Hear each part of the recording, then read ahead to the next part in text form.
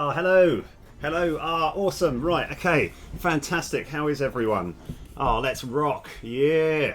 Yeah. So I couldn't do Thursday because I was a little bit busy that day. So I thought I've got like I'm still going to try and get back to the Thursday and Saturday sort of schedule, but sometimes just got plans and stuff. Anyway, right, so I actually left last episode on an intentional cliffhanger. It wasn't an intentional cliffhanger. But I kind of learnt something along the way, because basically I was trying to do something and I got an error message and I had no idea what it was, because I realised I was actually quite tired at that point and I was trying to work out what what was actually causing this error message, and I can explain it to you as well. So it's brilliant, right? So what I had done is, so my next plan was, where are we? I was going to make it so that when you create like attackers and stuff, you want to get some beans to move over, and I was like, we need to do stuff to this code here. So yeah, at the moment, like we're using attackers, it changes the mana, it does stuff, but I still want the actual physical like beans to come out and move over and sort of build in a sort of formation. And it wasn't working, and I couldn't work out why. It was just giving me an error message, but I do now know what the problem is. And it's, if we go into here, this script here, cool. And I'm just going to close all because it's going to make life a little bit easier. Close all but this. And we have like what I'd actually done. So in this script here, I started doing an awake function, right? And I realised that this is actually a child of this building script. And if I go into here, go to definition, we've already got an awake function. So I didn't even know this happened. But if you have one function here, this is actually, it's prioritising this one over this one. So this is like really important stuff that needed doing. And it was kind of blocking everything else out. So we're going to get rid of that. That is too scary. Hey, how you doing, man? You all right? Oh, nice. Right.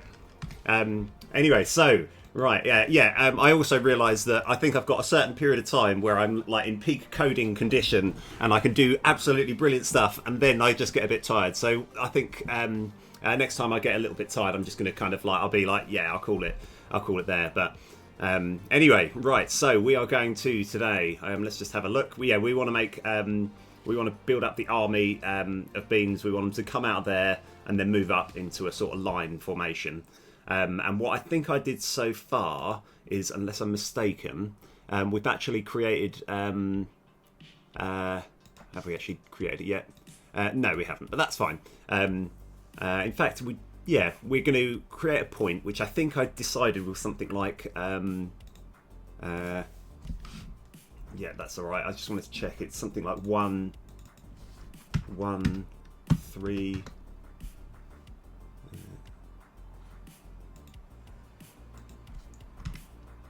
1, 3, yeah.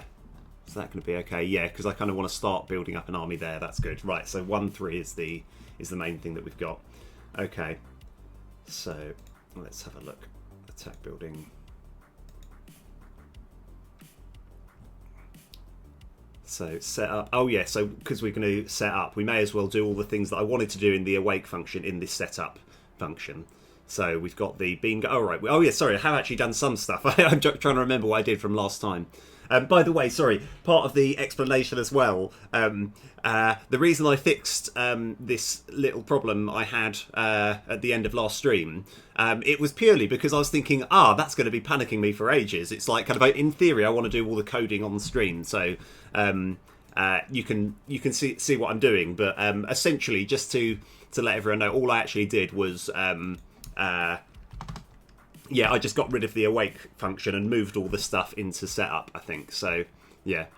Oh, so we've got a attack pile. I don't even know if we necessarily need this. Oh, 1 and 2. 1 and 2. Sorry, yeah. I don't even know if we necessarily need the attacker pile script, but, because, part of me is thinking we might have like a flag or something, but that's I'll worry about that later. For the time being, what we're looking to do is we're going to have a function here. And it's always good to just start and then do a lot of green text to try and work out what we're doing and go through it one by one. So we'd create bean. Yeah. Oh, yeah, actually no, yeah, create bean for army.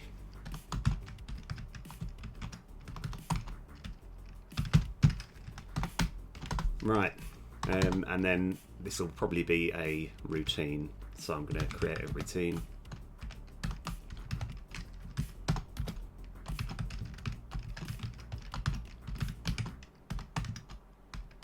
Oh. I've got too much enthusiasm. I keep missing the buttons. So here we go. Right, create bean for army routine. Right, nice.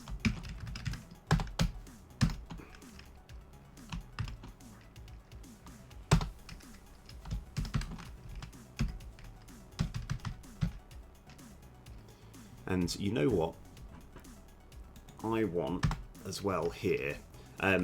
So when we create the bean, what I kind of want to do as part of the setup, I want to give it all of the sprite images for the attacker bean. I was like semi-considering like whenever you create the bean, it just summons its own. It sort of researches and looks for its own images, but it's a lot more efficient if I just have one script that is just allocating it. Sorry, I'll explain what all of that means in a sec. Right, so yeah, I just got to do private sprite idle attacker bean.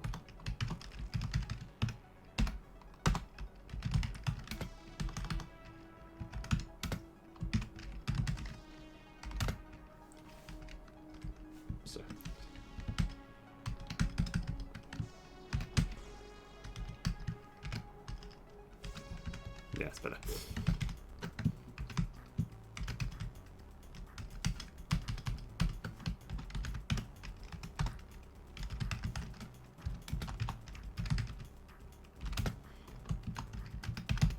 And once I have done this, it should be a really similar process to be able to do this for the defensive ones as well.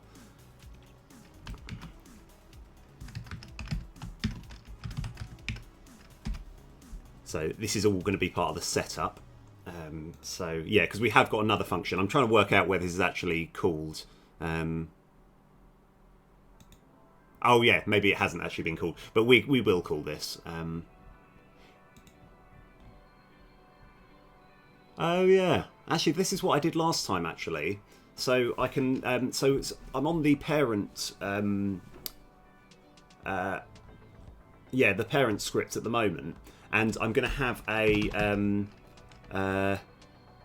protected virtual setup. Oh.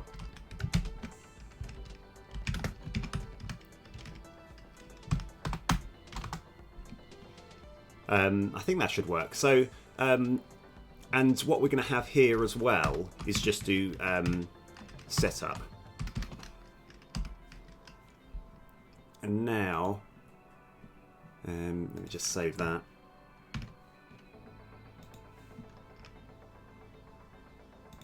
So, protected override. I think that's the right syntax, isn't it?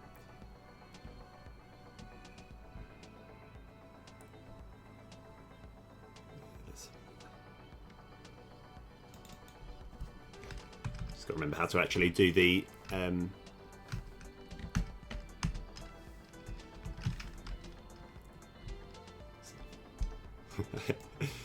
so look, it's I need to make sure I've got this correct here before I do that. So protected virtual void.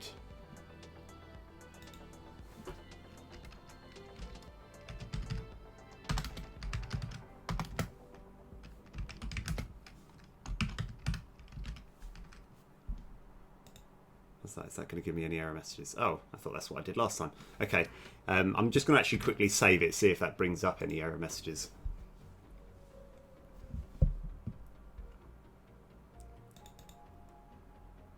Oh, that's fine. Yeah, that's what I was expecting. Right, so how's this going to work?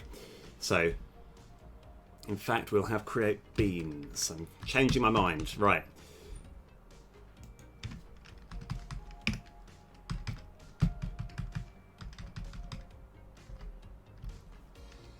Okay. And we want to have, we want to know how many we are. Int.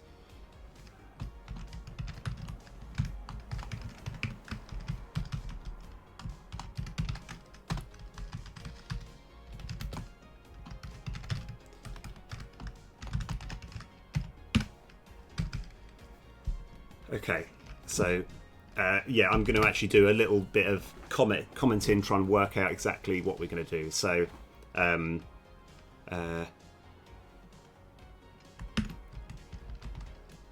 summon a bean at the door of the attack building. I know it feels a little bit slow and counterproductive to just write everything out, but it really does. It kind of acts as a sort of checklist. It's like once I've done all of these things, then it will hopefully just work.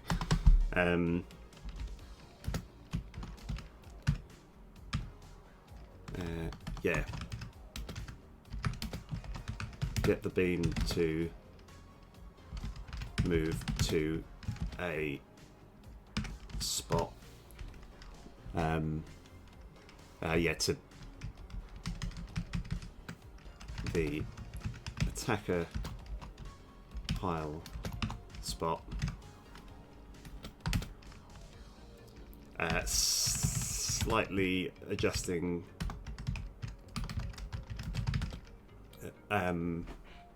Yeah, slightly adjusting the destination each time. One of the reasons I like doing TDD is because I start with a goal, then you just have to implement something. Yes, yeah. When you say TDD, what does that stand for?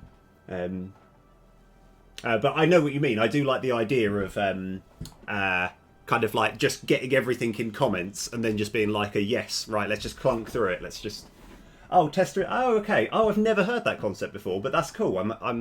I appreciate that. Yeah, no, that's really good, actually. It's just, yeah, I thought it was just me, because every now and then I would almost have an entire essay of just comments and then be like, right, now let's just fill them all.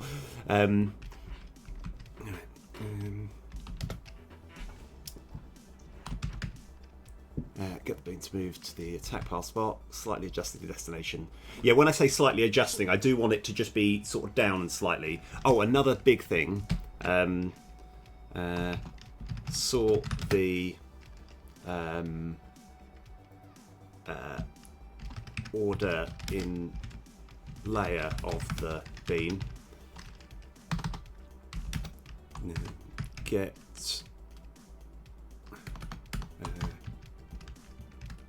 repeat this process a number of times, leaving, I think, say 0.255 seconds between each one.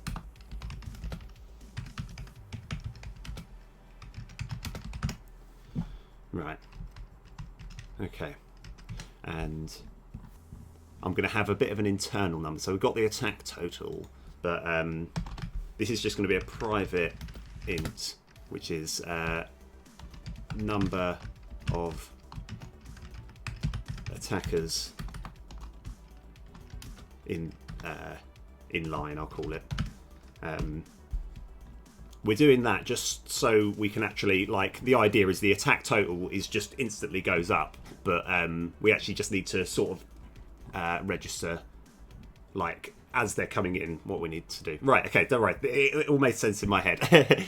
Okay, so first of all, right, I'm going to do this is going to just take me a couple of minutes, because what we need to do, we need to get all of these. And I think at this precise moment, I've just got everything in one pile, so I need to create separate folders. That shouldn't take me too long, though. So let's just attack a...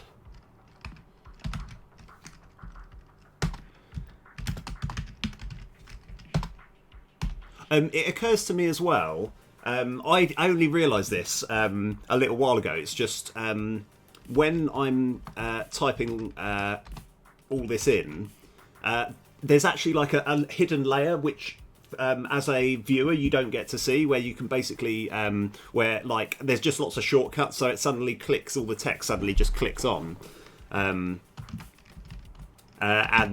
Like it is purely because I'm seeing a whole extra layer of something that you don't get to see, and I don't really know. Like, it's not an intentional thing. I just didn't actually know. I only realised that recently.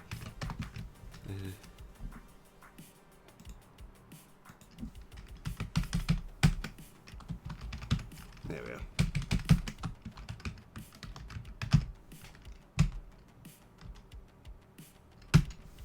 Okay.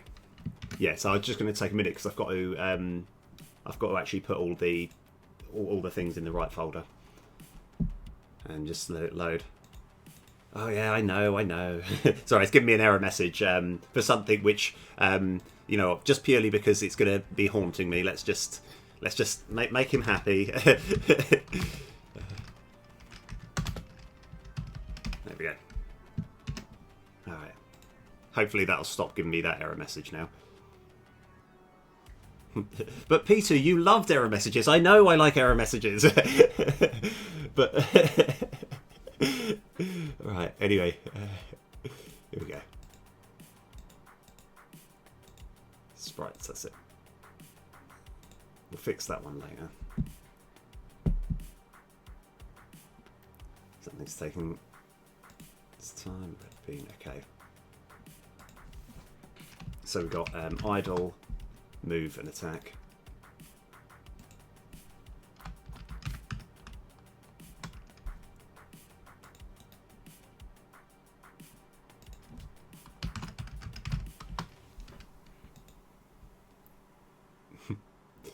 Yeah. So, I'm covering this bit, which is kind of annoying. Sorry, I'll move into this corner just for the time being. I'm actually just trying to work out which ones are all the that looks like mobilizing. So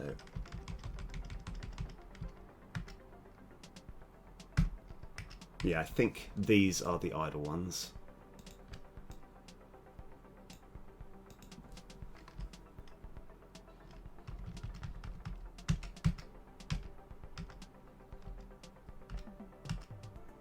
And I've got to remember exactly which ones are the movement ones. In fact, let's go get the attack ones.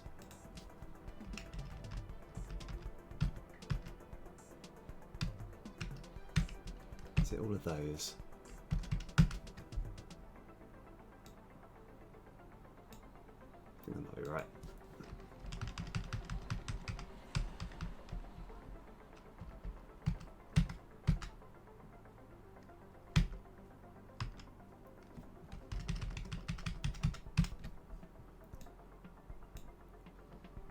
Yeah, and I think these ones we don't actually need at all, because this was part of some part of the defensive stance, and it just looks a bit useless. But that's okay.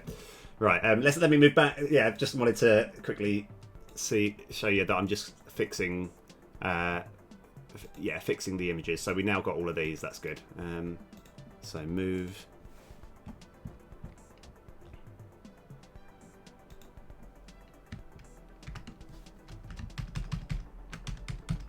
Get rid of assets and resources.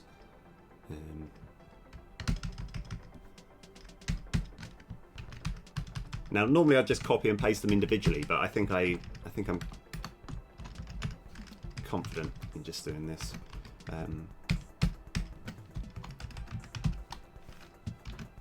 Brilliant. Right.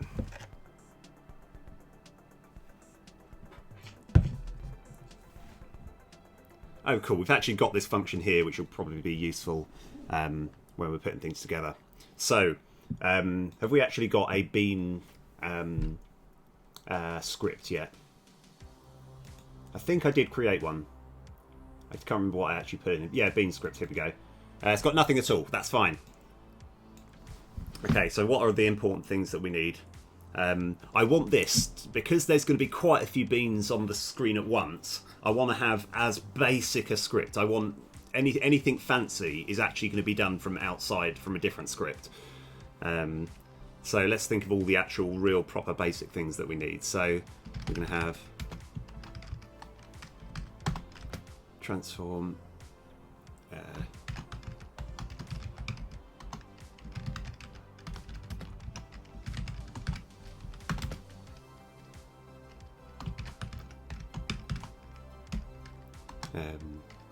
and I'm going to be a little bit clever here, because I don't know if you noticed, I've called it bean script, not like attacker bean script, because I'm hoping I can incorporate everything in one. I hope I can basically use this same script for all the defenders and stuff. Okay, so what else do we need? We need the sprite.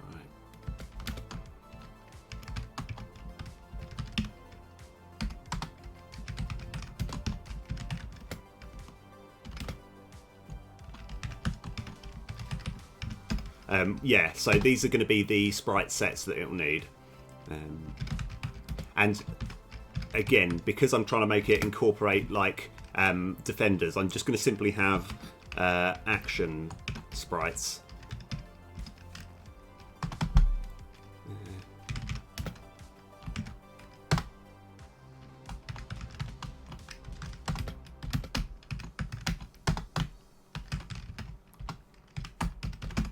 So, yep, we're getting hold of that.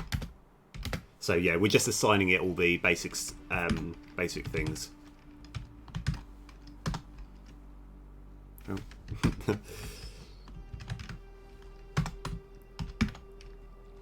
It is interesting, the importance of this get component sort of function here is, I just can't emphasize how like it is like seemingly impossible to make a game unless you're used to using this. It's just, yeah, it's just crazy.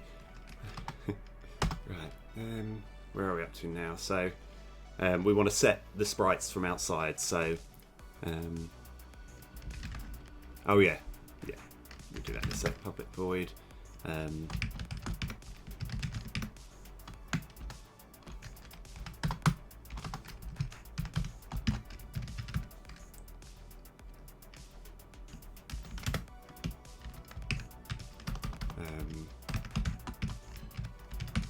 Sprites. Oh yeah, no, I want that lowercase, so it's not going to get confused with this. Okay.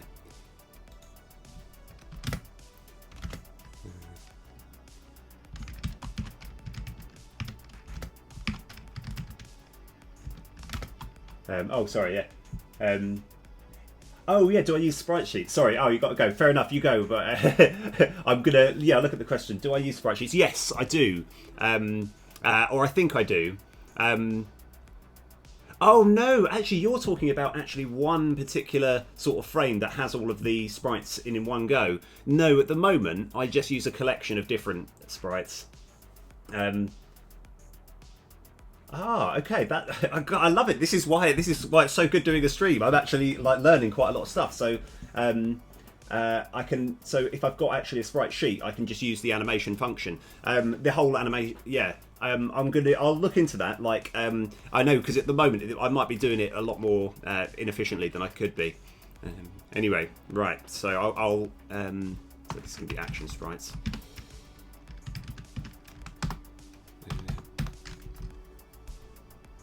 That's getting in the way.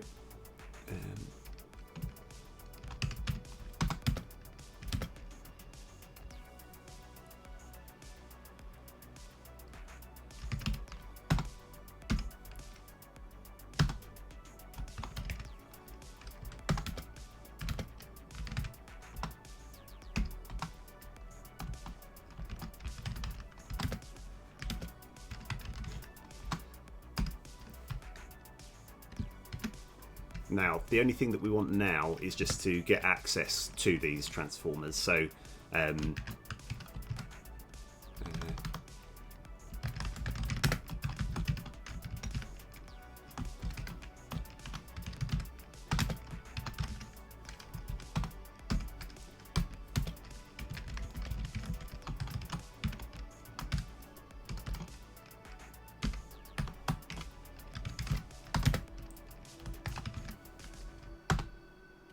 okay. Oh yeah, because I've got it void. I knew that.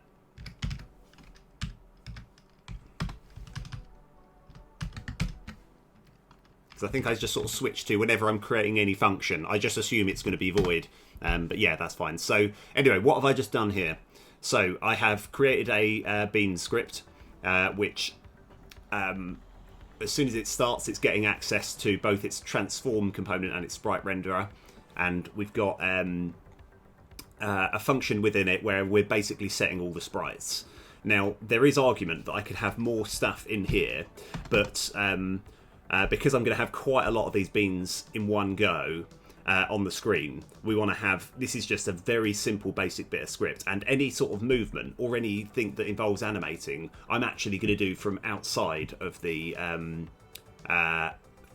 bean script. So, yep, we're pretty happy with that. Okay, so there's actually, so we're doing little bits within here. So we need to find where the actual summoning point is, and we can actually create it. So for the time being, it's going to be just at local point. Ooh, do I ever just make it a a child of the of this building? I think we can start with that, and then realise halfway down the line that it's a bad idea. But I actually quite like it. I think I'm gonna go with it. Right. Okay. So summon. Oh yeah, we actually need access to this. So we've got there. That bean script will be used. So here we have actually got it there. I don't know if I've actually attached the bean script to this. So let's have a look.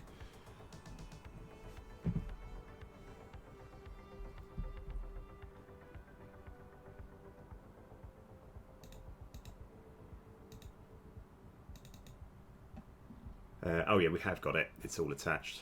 That's fine. Okay.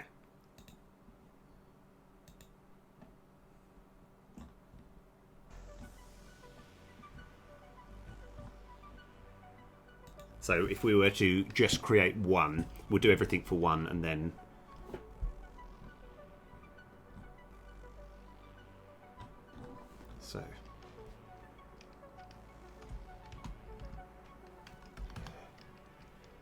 So bean script equals instantiate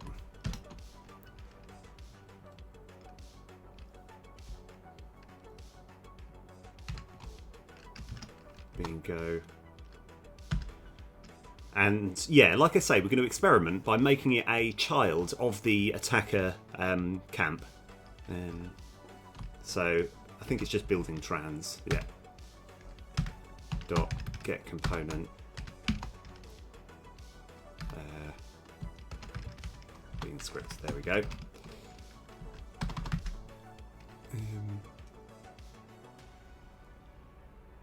And dot set sprites to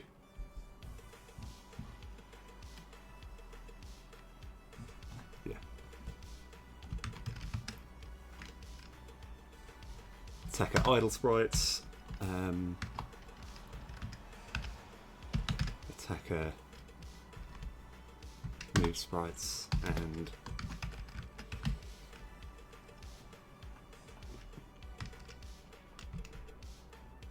attacker attack sprites. There we go. Okay.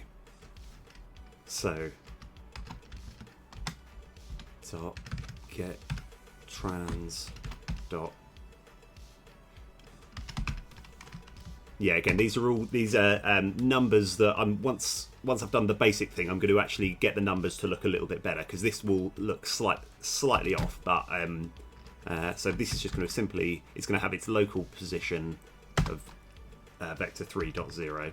It does need to change, but we can kind of play around. So now all the tiny little bits that we want to fit in, we want to summon it. So ideally we want it to start at clear and then fade into like opaque. So let's work on that. So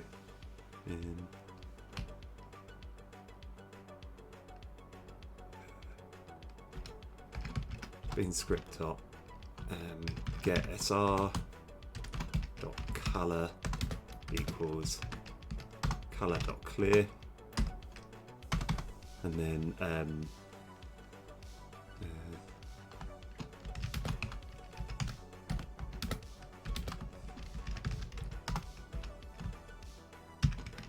fade SR to color.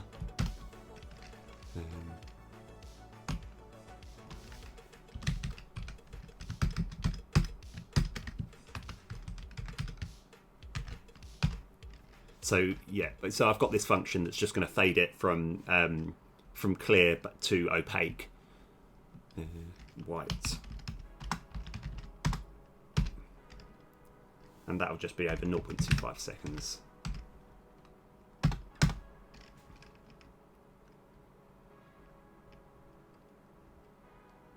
Yep.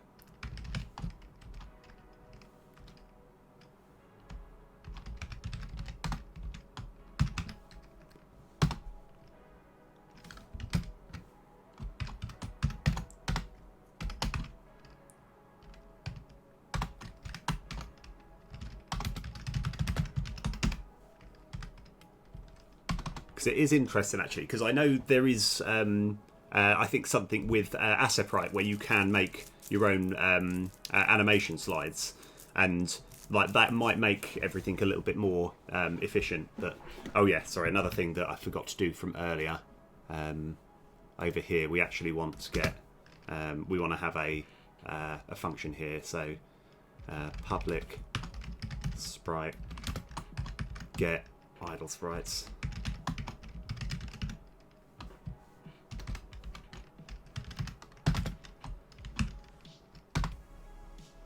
And we just got to do that for all of these.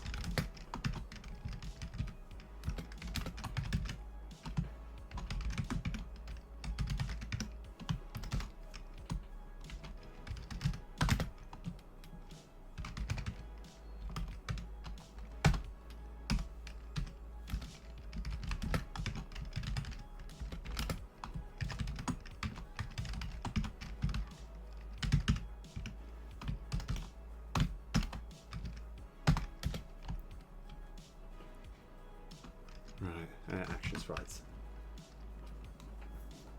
I haven't done animations before. You'd hesitate. Oh right. Oh, fantastic. I'm actually. Oh yeah. Oh cool. I'm going to give that a shot actually at the end of the stream. I think the reason that I'm always slightly so this this is probably entirely paranoia here. It's just one thing which I've worked out. I don't know. There's a new Ghouls and Ghosts game that's come out, and it's kind of, it basically plays. It's still as harsh as and unforgiving as the original Ghouls and Ghosts, right? And it looks really nice. But a certain thing that I never really want to get trapped into is when you're animating, and like part of me likes the idea of having separate sprites for each slide, because I know that what Ghouls and Ghosts do is they've essentially got a 2D ragdoll thing that they just move the arms back and forth, so it does look very smooth. But for some reason, whenever I see that, I always think, oh, you've just got one image and you're just moving it around, like I say, it looks really good, but for some reason I always prefer, there's, oh damn, what is it, Children of Mortar or something, where every single frame, they've drawn every single frame of everything that happens, and I always worry that when you use the sort of animation system within Unity. It's trying to encourage you to just have a sort of 2D ragdoll image that you can just move the arms and stuff separately. But like, as I say, that's kind of like what went on in my head, and I was like, because of that, therefore I'm going to disregard it. But however, like, kind of, it's something that probably is worth having a look into. Yeah, I just because I know was it Darkest Dungeon has that same thing in that the animations when people are idle, it looks quite nice. It's where they're just kind of like moving just slightly, but you know that it is just that one like single image that they're just kind of manipulating a bit. I'm not like I say, it's not actually as though I'm slating that method at all. I think it actually looks really good, and it would probably even make my game look slightly better. But I just prefer having just individual frames.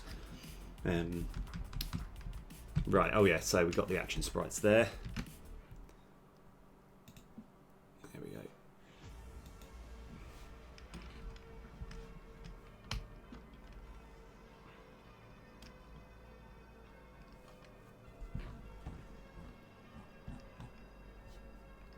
So here's so we're just going to sort out the moving, and then we'll worry about the animating afterwards. So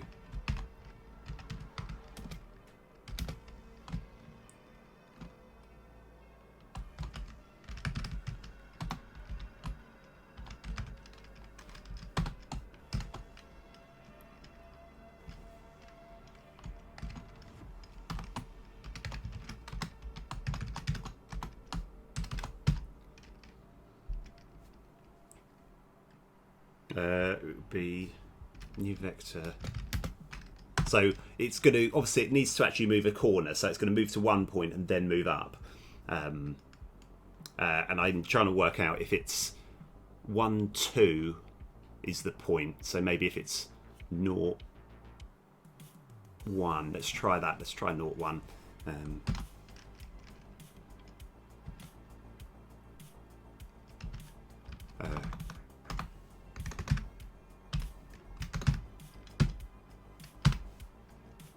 And that will just take 0.25 seconds.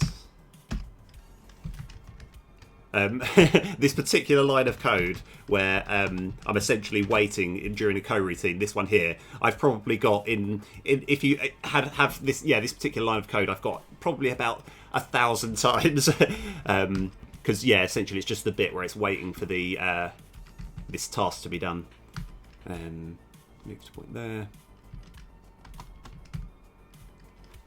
Now, here's where things are going to get a little bit interesting.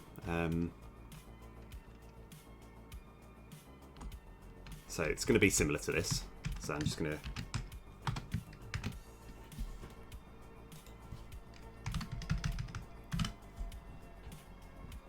Yeah, 1, 2. Okay. But we want it to be slightly lower. So... let me just try and see if I can do the maths here, because I want it to be sort of one underneath each other. Actually, let's stick with that. Like, let's not try and do anything too complicated. So it's going to be minus 0.1 times by the number of attackers in line.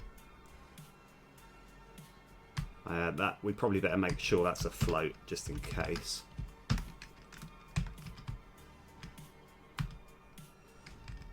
Okay. Right. And okay. So we're kind of getting some of this done. So it's going to move to the spot and hopefully go slightly underneath it, and then.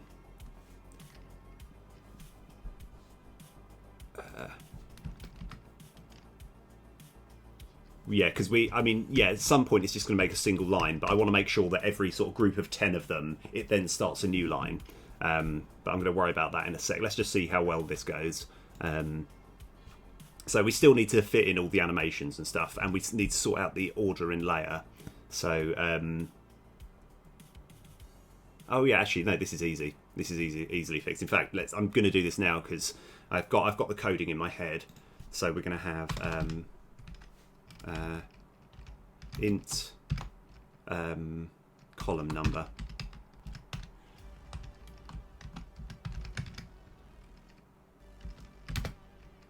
equals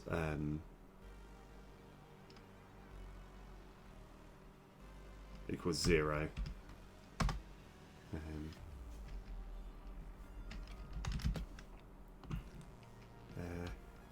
I'm going to have this, but it's going to be a lowercase one, so because I don't actually want to affect it, I just want to have a look at it.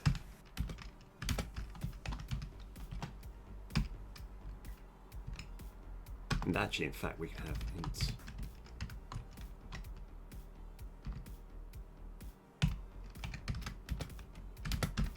okay, all right. This might actually okay. I know. Again, it looks like I'm going. It's going off script, but it's okay. I've got a plan. So while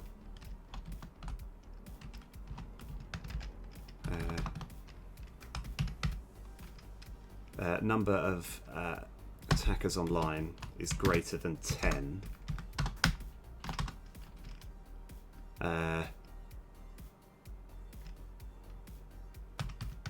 Number of attacks online minus equals 10. It might be greater or equal, but let's have a look.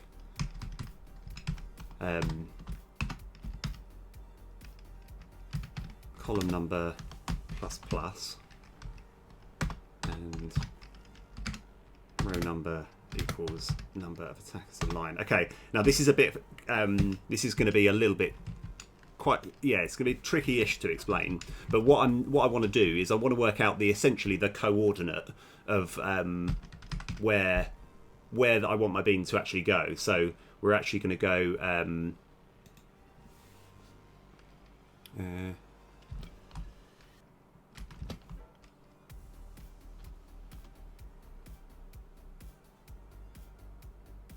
Yeah, so that's actually plus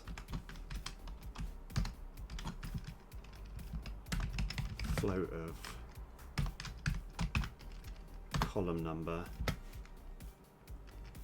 times by 0.25, and that is going to be 0.1 just times by row number.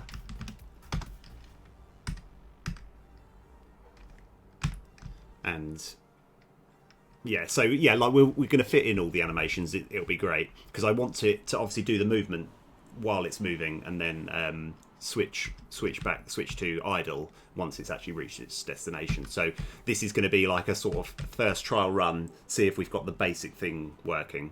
And here's the important thing: number of attackers in line plus.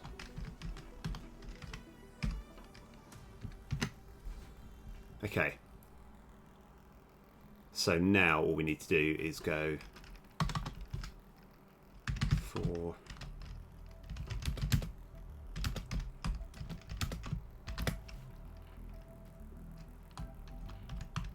number of beans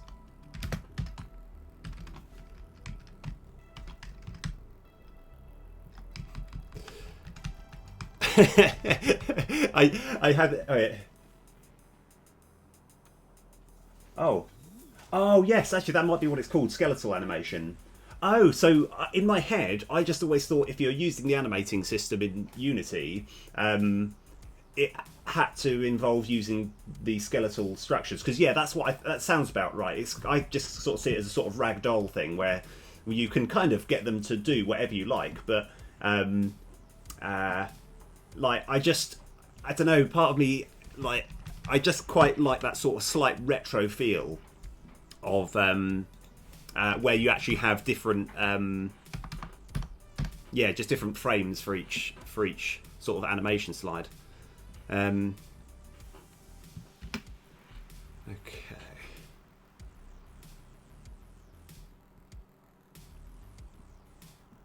So this is going to be a bit slower. So we're going to create a new bool, which is going to be called. We'll put it up here. I think it doesn't matter too much.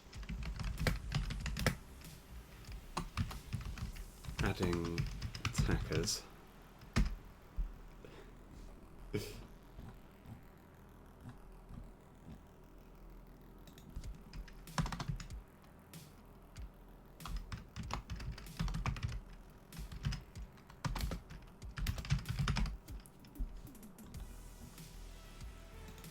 And yeah, like I say, this is going to be a lot slower than how I want it to eventually be. What am I doing? lighting settings, what are that? What's all that? Right, okay, here we go.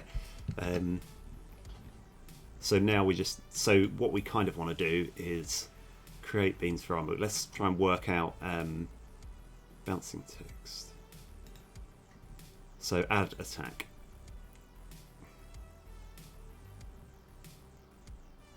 So at the moment, when it's adding the attack, it's not actually necessarily saying that it's busy.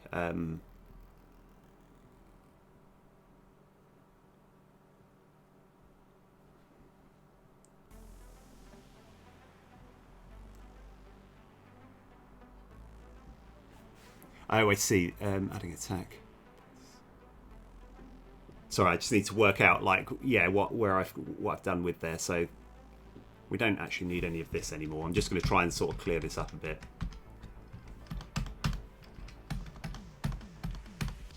Okay, set attack total to there. What does that actually...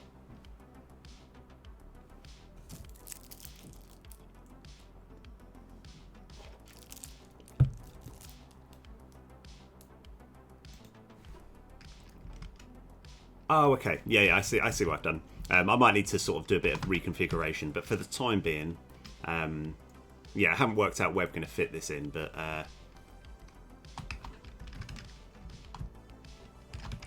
create beans for army, attack to add. Okay, so there won't be any animations, but we want to see if it roughly does what we're looking for it to do. It should be pretty quick. Actually, no, it'll be a bit slower than we hope it would be. But yeah, this one I do want to kind of like. This was just a sort of like how I wanted to start it, but we're going to make this look a lot better in a sec. So at the moment, we'll probably it'll probably be a problem like if we're trying to add attack, do multiple things in one go. But let's see how this pans out.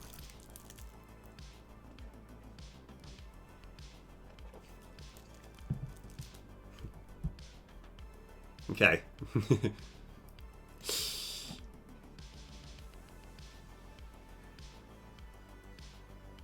You know what? That's a lot better than I thought it was going to be. I quite like that. And so I think it needs to be a little bit lower. So let's actually try and work out the exact route that we want it to go. Let's just pick this one. So if it's sort of summoned about there. Like, incidentally, the ordering layer is working, but that's going to need... because we want to make sure it's always bigger than this house. So, where is that? So if that's...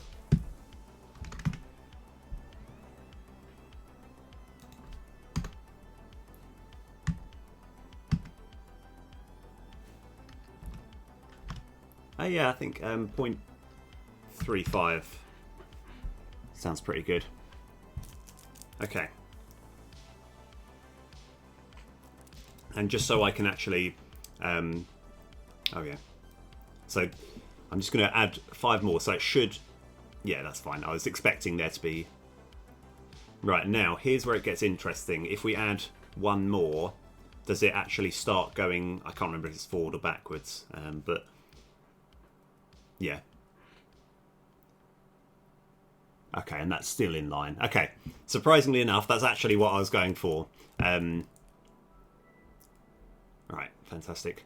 Let's go make these whole beans a bit smaller, so we can fit them in. Okay, right. Surprisingly enough, that's actually went a lot better than I thought. Let's go over here.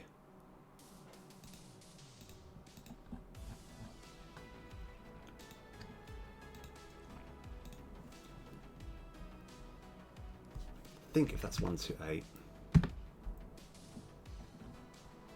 give it a shot. Yeah, because at the moment the resolution looks a bit rubbish. If we just make him smaller, I think it'll look a bit nicer.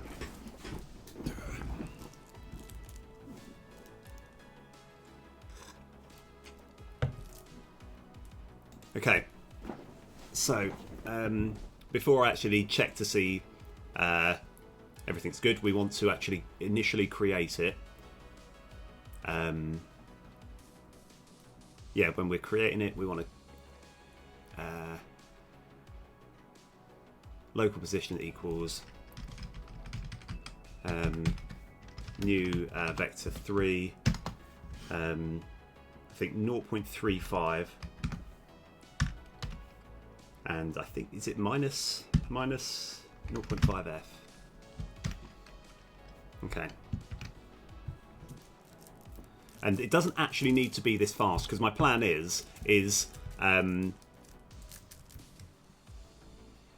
want it to while one's moving, the others can add, but no, let's not worry about that for the time being. Okay.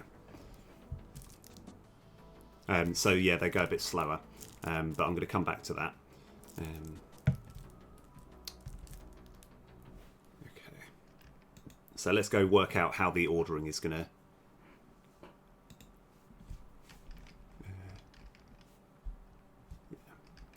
So it should be related to the row number. So the row number. So bean script dot get sr dot or sorting order. Oh yeah, of course it's called sorting order, but that should still be fine. Equals, let's just say row number plus 5.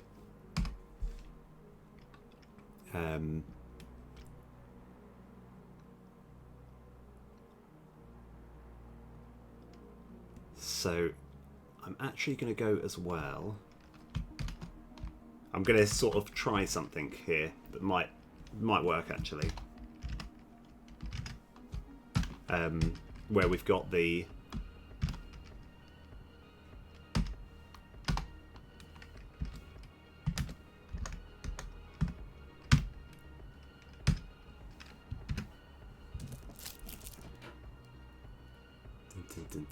okay.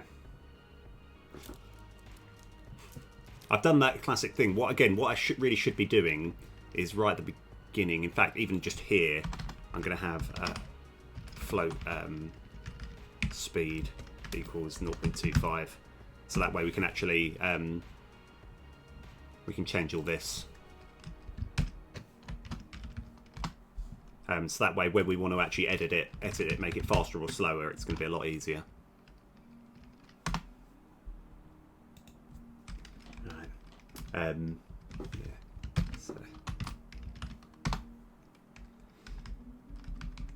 Okay. Just having a quick look.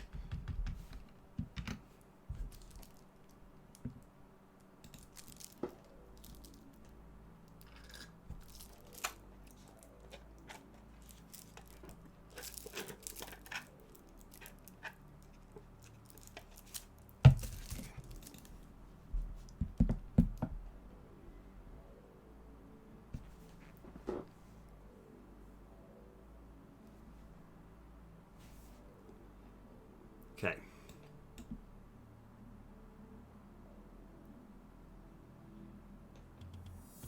Okay, yeah, that's all right. I think 0.05 is a bit too big. So, and then we end turn.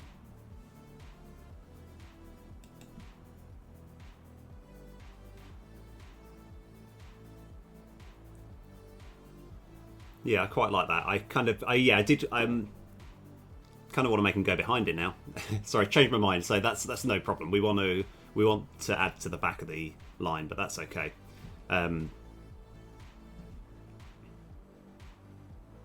Yeah, that's quite easy. And I think that midpoint there, if I'm just going to quickly pause it.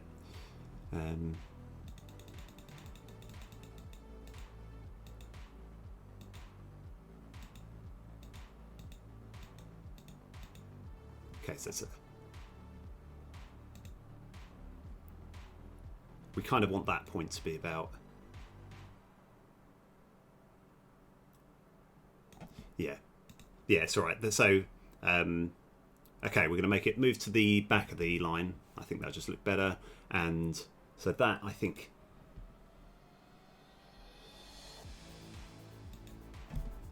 that's going to be minus. And then we're going to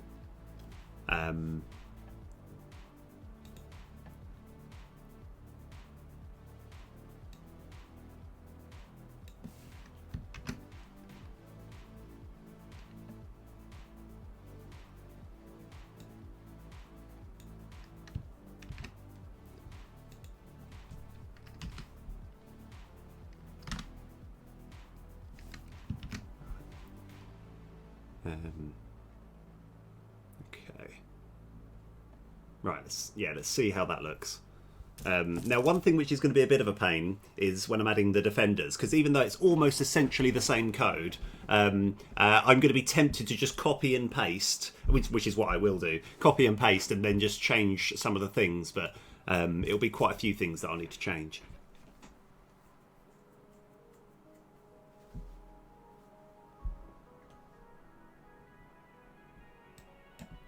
Right. 2, 3, 4.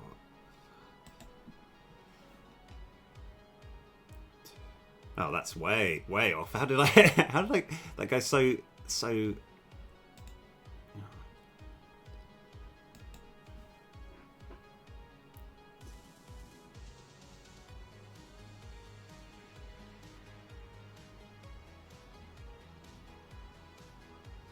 Yeah, I kind of want it to. In fact, let's try and work out the exact point where I do actually want it to go. It's about.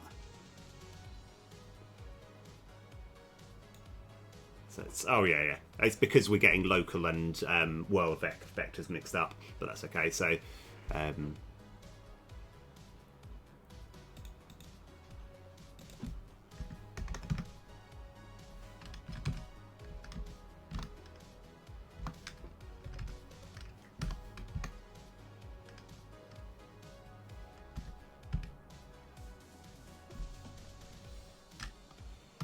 Yeah, so.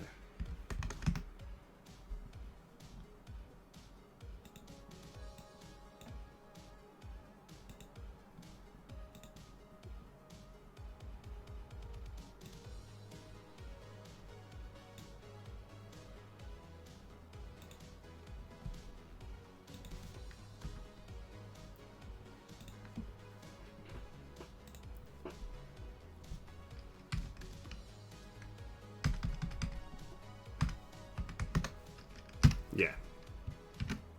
Okay. Now we want to let's just see how this works, see how it goes, and then we'll do the same for the defenders as well. Right.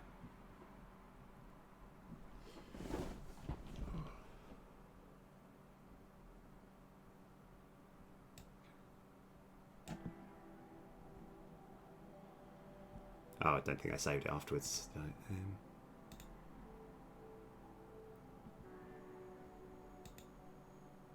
Maybe it's just working under the assumption it's moving local.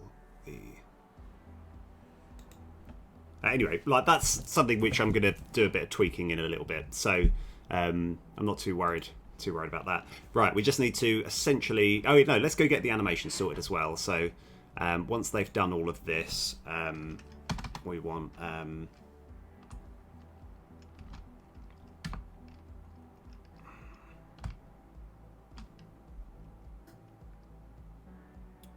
Let's try and work out. So we're going to have. So yeah, Aaron is my animating script I've got. So dot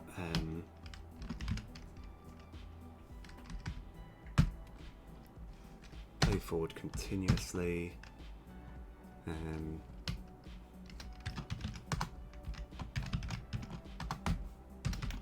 What are the sprites we want?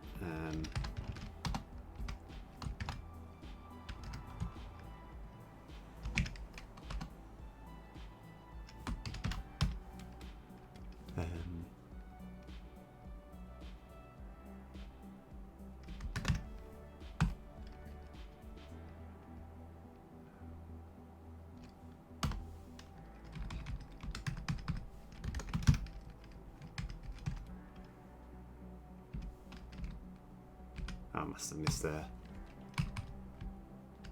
Oh yeah, we haven't got a thing, have we?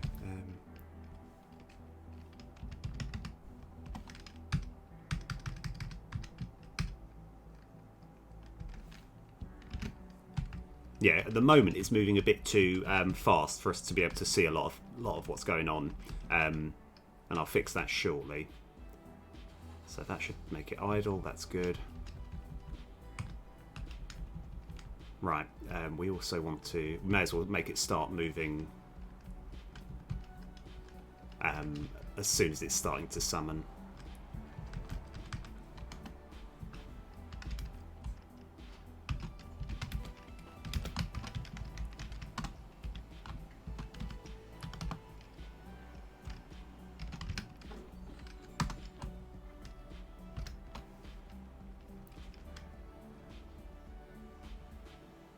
Yeah, it's going to be most of what's going on here.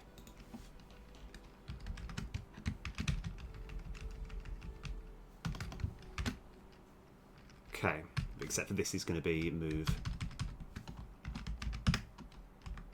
Okay.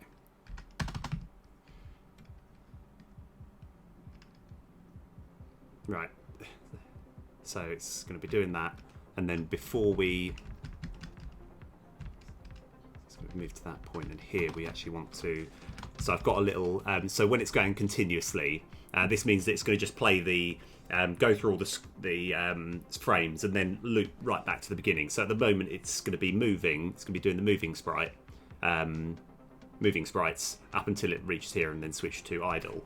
Now I've got a bit of code here which is called, I've called cancel chumbles, which basically which means that we can cancel the movement animation to then swap to the idle one. And let's go a little bit slower. And I obviously need to change this. This will just be a bit of trial and error. Let's give that a shot.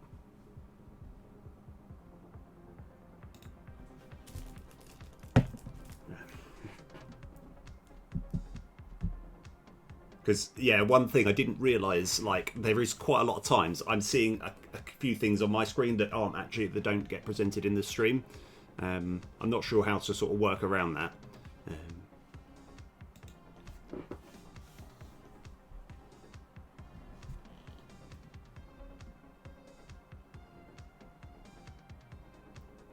Okay, so we've got the attackers.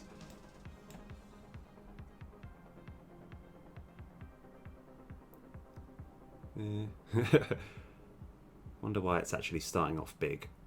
Did I? Oh yeah. Oh, that looks good though, doesn't it? Yeah. Okay. All right. I quite like that. That looks nice. Yeah.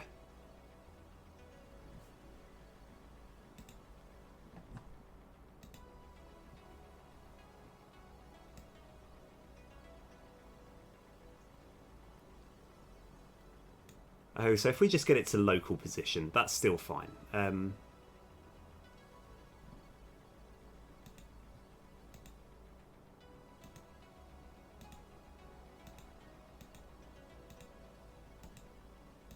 Oh. I do know why that didn't work. Okay, everything's fine. Yeah, this is easy. Yeah, for some reason I didn't select all of these, so that's fine. So...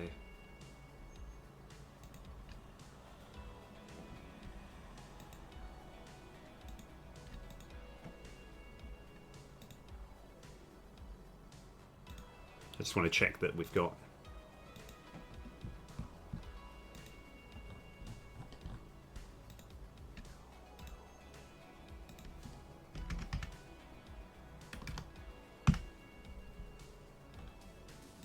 Yeah, might take a second or so. Okay, that's good.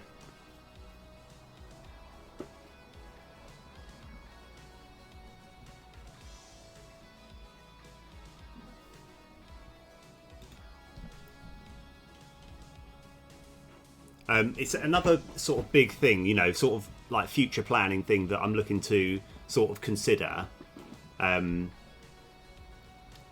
is if there's anything that we have on the screen that we don't really need on the screen. It's like, for example, these buildings, we don't really technically need buildings. We could just have one of these buildings and just have all of the troops come out of there. If ever we're sort of thinking, there's more things that we want to introduce and stuff.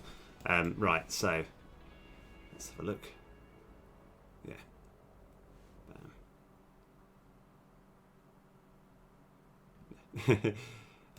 Yeah, I know. I can fix that.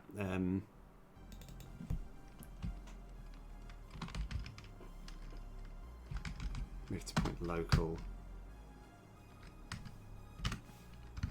Let's just have a quick check. Check that. This works quite nicely.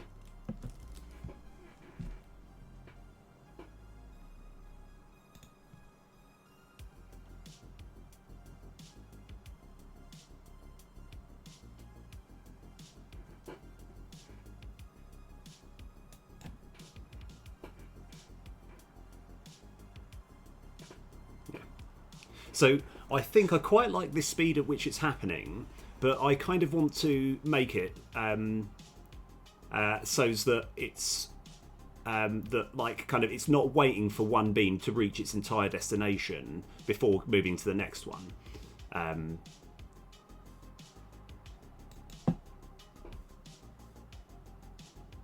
Yeah. And yeah, I just want to quickly experiment. That's good. So that's 10, and we've got to work out where the next one's afterwards. I'm realising at this point the beans are actually ahead of this card here, but that's really easy to fix. Yeah, that's okay. All right, it's starting to shape up. It's starting to look quite nice. I like that. Okay, so what do we need to do next? Yeah, that's it. We want to make sure that you can actually move like five beans in a sort of short period of time.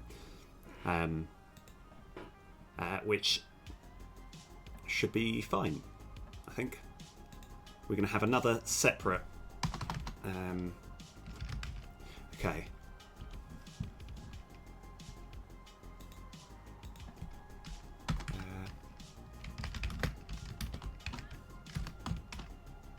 Number of beans moving.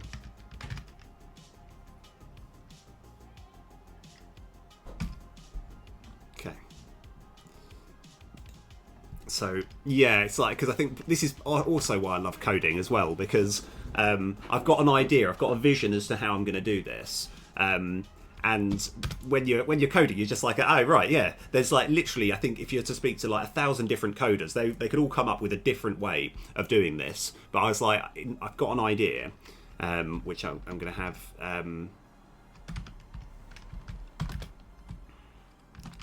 move individual bean routine.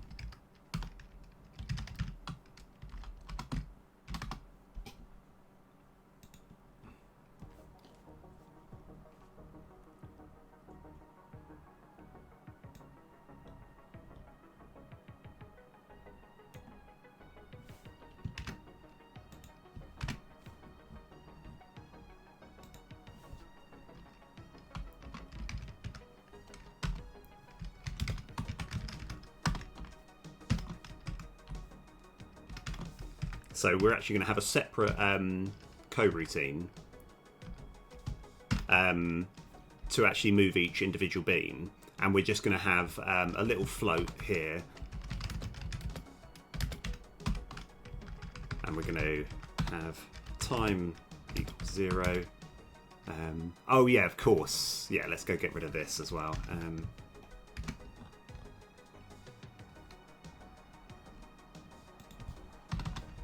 So yeah.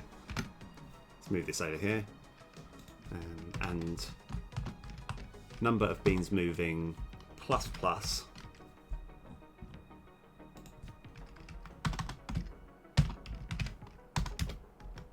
So what I'm doing here is I'm sort of keeping track of how many beans are moving at once, and then while number of beans moving is greater than 0.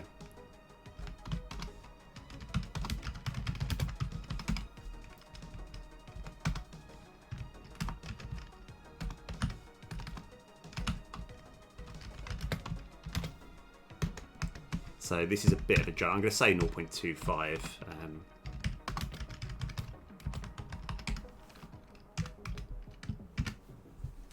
Okay.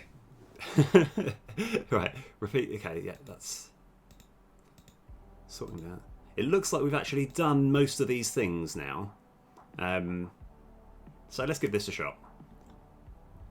We're starting that. We're doing basic. Yeah. So what's the reason? The way this is different is it's going to start creating beans every 0.25 seconds, regardless of how the bean before it is in its track. So it's but like once it's still going to like number of beans moving. So in fact, we'll make this public so we can hopefully just see the number going up and down. Oh, it is public.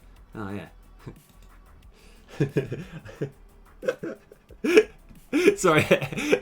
Every now and then I break into this sort of self-congratulatory mode where I'm just like, oh yeah, oh it already was public. I really am that great, you know. I've already dealt with it.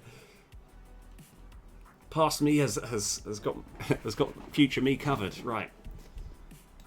So we'll have so I'm just having a look at this number of beans moving.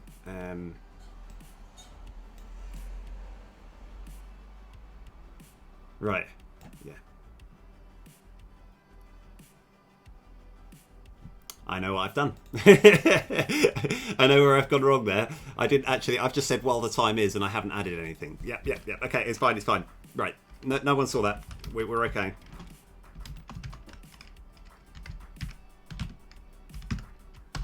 Yeah, absolutely fine. No one saw anything. We're in the saw what? Nothing, because there was no problem.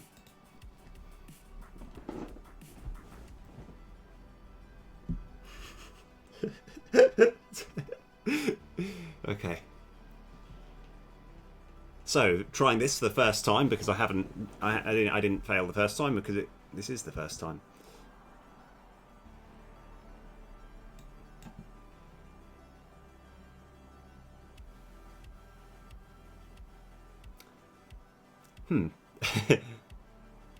Oh, yep.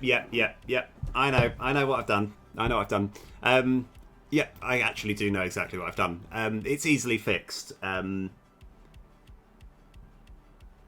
Right, there's a quick way to fix it. It's basically because we're using this one bean script as a reference every single time. So, like, all we actually need to do is just create another bean script, and that's completely fine. Basically we don't need this in the first place. So I've got an idea. Just get rid of it. It never occurred, and we're just going to create it individually in the thing. So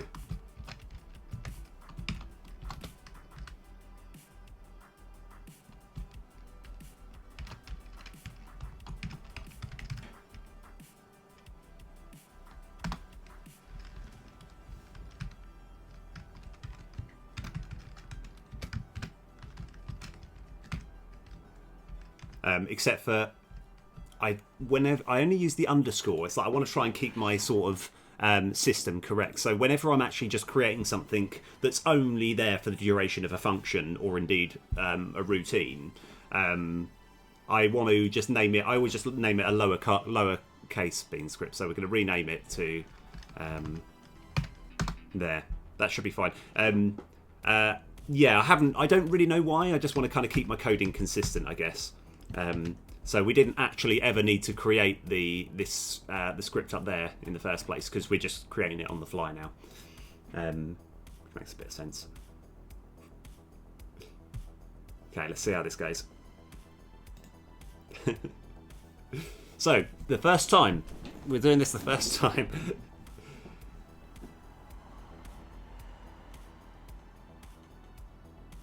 At some point, oh, yes. Not quite, but close. Okay, yeah, where did we go wrong? It's because it's the point this goes up, isn't it?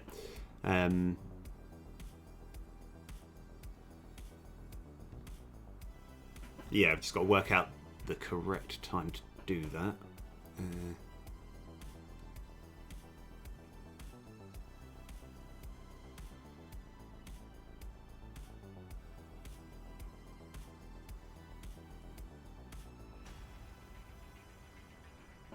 So, I mean, we can simply just move this to the top and that will fix most of the problems.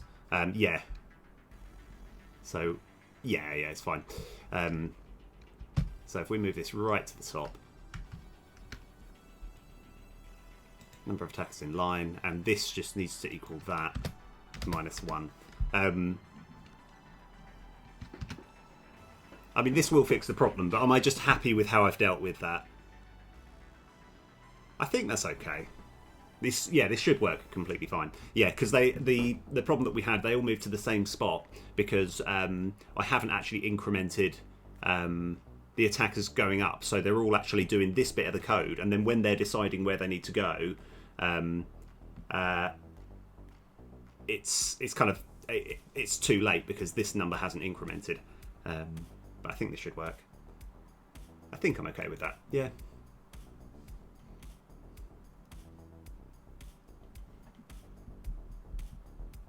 All right, let's go.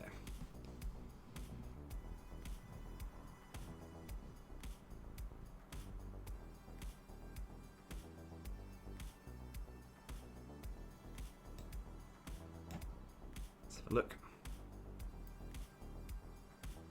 Yeah.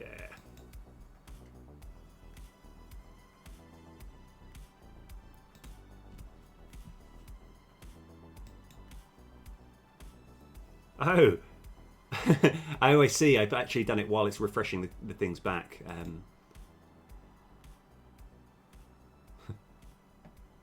Okay, but yeah, that looks quite nice. Let me just have a little look. I just like the idea of seeing all these they're in the sort of idle animation. They're ready to sort of get moving. Brilliant. Okay, right. So what we're looking to do now is essentially the same thing again for the guards, which are they're going to be in front, because the idea is the monster's going to attack. It's going to all the guards are going to block as best they can, and then whatever attack sort of tramples over and damages the building, and then afterwards the attackers are then going to hit the enemy. Okay. Yeah, no problem there. Right. This is just going to be, it's going to be an interesting one. I've just got to... right, yeah, this is going to be Operation B... Copy and paste, and then see what else I need to change. I think this is, I think I'm ready for that. Okay. We just got to find the scripts now. So building scripts. Yeah, so this will be a big sort of copy and paste exercise, and we're just going to change all the things that are relevant.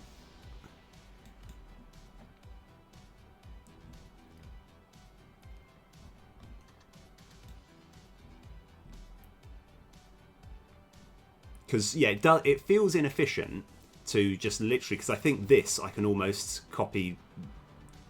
No, I can't copy entirely. So before we do that, let's go. Right, so I want to just have a look at the... Yep, we've made it summon at the door. We can get rid of this comment now. Got the beans to move to the attack file, slightly adjusting the destination. Done. Sort the order in layer of the bean. Done. And repeat this. Done.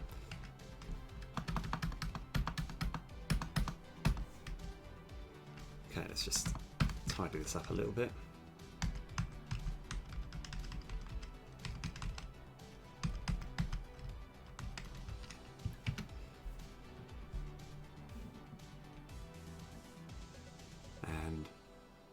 Create beans for army. Yeah. Okay.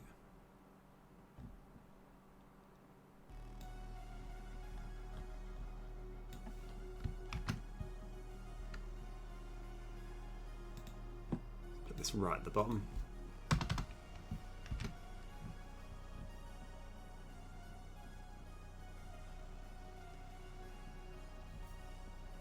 Yep. And we need to copy some of this and then change it. So we need that. I don't think we need any of this. We don't actually need that. Now that I've kind of gone a bit... I've created a whole game object for this attacker pile, but it's not actually necessary because they're all going to be parents of this... of the building anyway. So we can get most of this. I just need to change some of the words.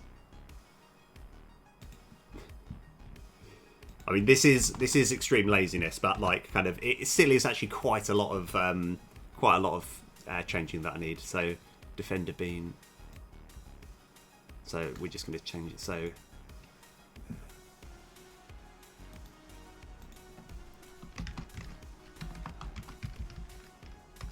adding defenders, brilliant. That can still remain. Yeah, to my understanding. Yeah, I don't think we need this at all. Oh yeah. And we need the setup as well. No. I'll keep it there just for the time being.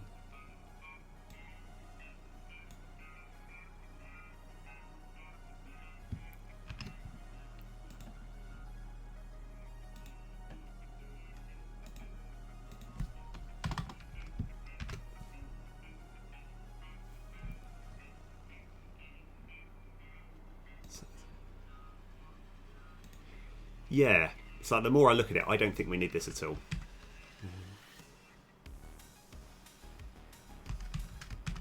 Just get rid of it. Yeah, I think when I was in my head, it made sense to make one, but doesn't actually. It looks like it's not necessary anymore. Okay, right.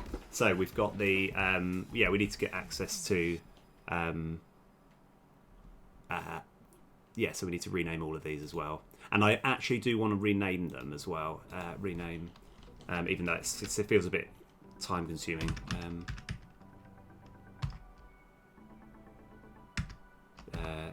Defender, idle, sprite.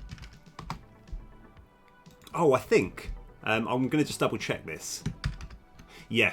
In Unity, if you highlight a certain thing and you press Control R twice, like Control RR, then you can just rename it. So Defender moves sprites.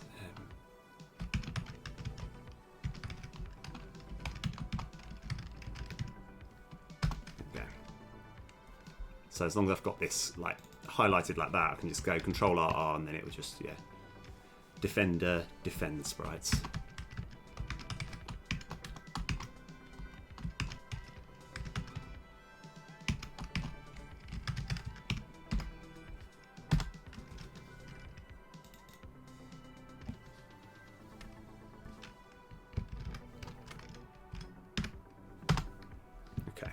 Now we've got to just get it all sorted.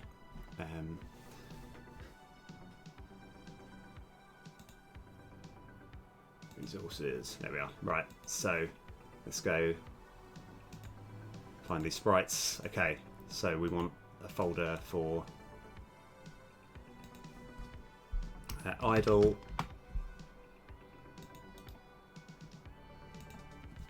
move, and defend.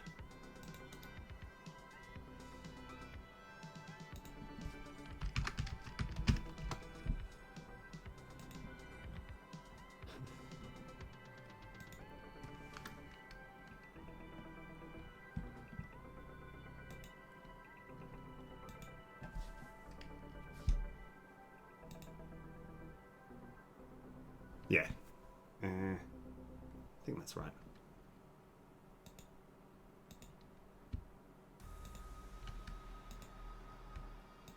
So move those into idle.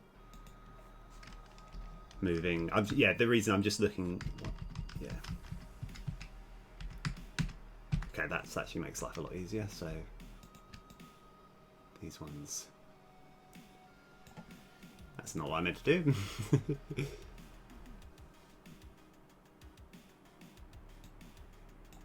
Oh, have I just accidentally opened up every single one of these things? Okay, good. Good. That's I just wanted to see the animation play out. Now I've exited the whole thing. Right, it's okay. We haven't actually lost an awful lot. It's fine. I think it's as though Unity was like, oh, you want to drag these? We're assuming that you want to you want to open all of these in the Windows art thing. So yeah. Anyway, sorry about all this. You know what? I'm going to quickly go to the toilet and make a coffee just while it's. God, leave me alone. Right. Yeah, that's fine. I don't think that should matter. Right.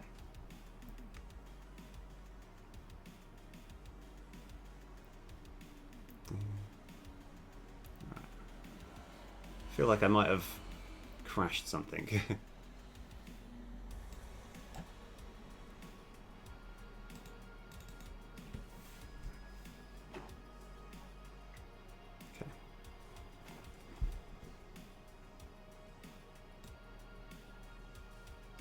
I just tried to open it up twice. Let's find out. Okay. Right. Hopefully it'll be all right.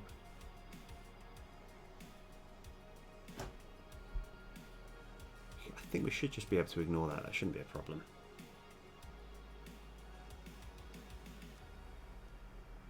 So. Okay. All right. Okay. How far? What have we lost? I think we're okay.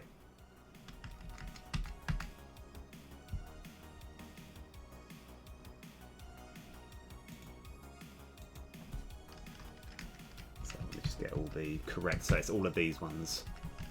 Oh, again, my portrait is currently covering what you're seeing. It's like everything is yeah, everything. Yeah, I'm just getting highlighting all of the blue defender beans that are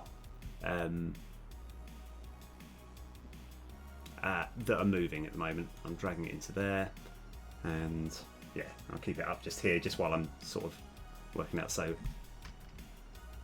oh, of course, yeah. I've actually got a I've got two separate things.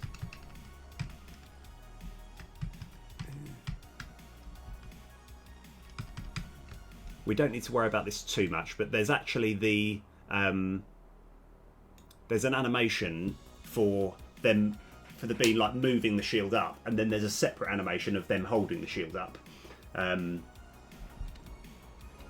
which I kind of forgot about. So, but that's okay. Right.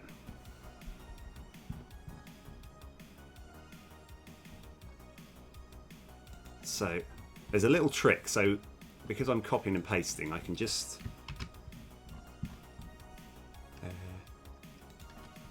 be about here, I think. So that'll get rid of that error message, but I then want to rename this, so number of defenders.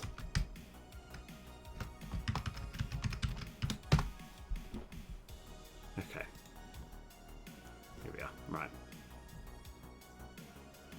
Okay, now we've just got to have a little bit of fun trying to work out exactly what we need to change over here.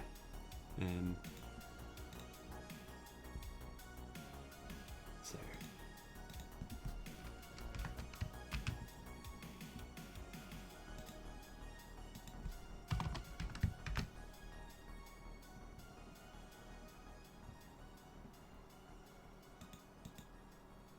Let's go and rename that. Oh, it looks like I didn't rename that from earlier.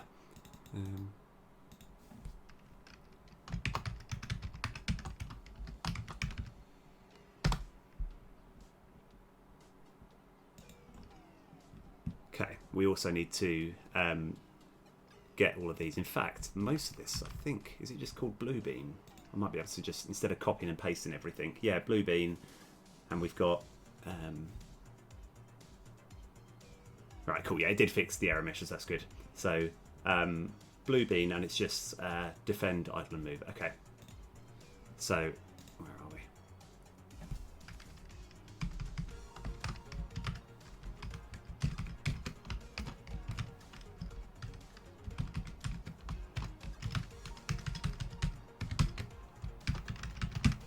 we? Okay. So we've this is basically making sure we've got access to all the correct sprites, all the defender sprites.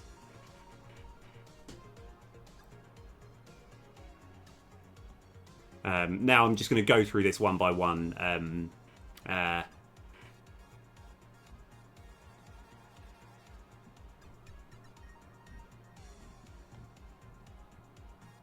Okay.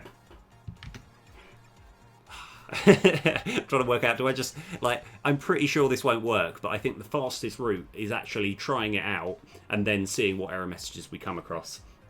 I find that, I mean, it's a little bit of a defeatist strategy, but sometimes it just simply makes the most sense. Oh yes, it's alright, I've already thought of a problem before it comes up. So when we're actually moving, there's a chance it might just work anyway. Yeah, right, okay. Because I just have this feeling at this precise moment that it's going to move, they're going to move on top of each other. But I can't quite work out if that is going to be the case. So these are the attackers. This is the one that we should know just works all good. Now if we add defenders... Okay, they are moving at that same spot. That's fine. We want to move them maybe a whole one unit further right, or maybe more than that.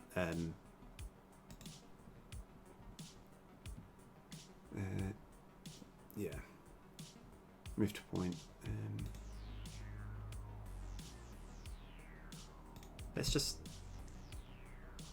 I just change that to 3.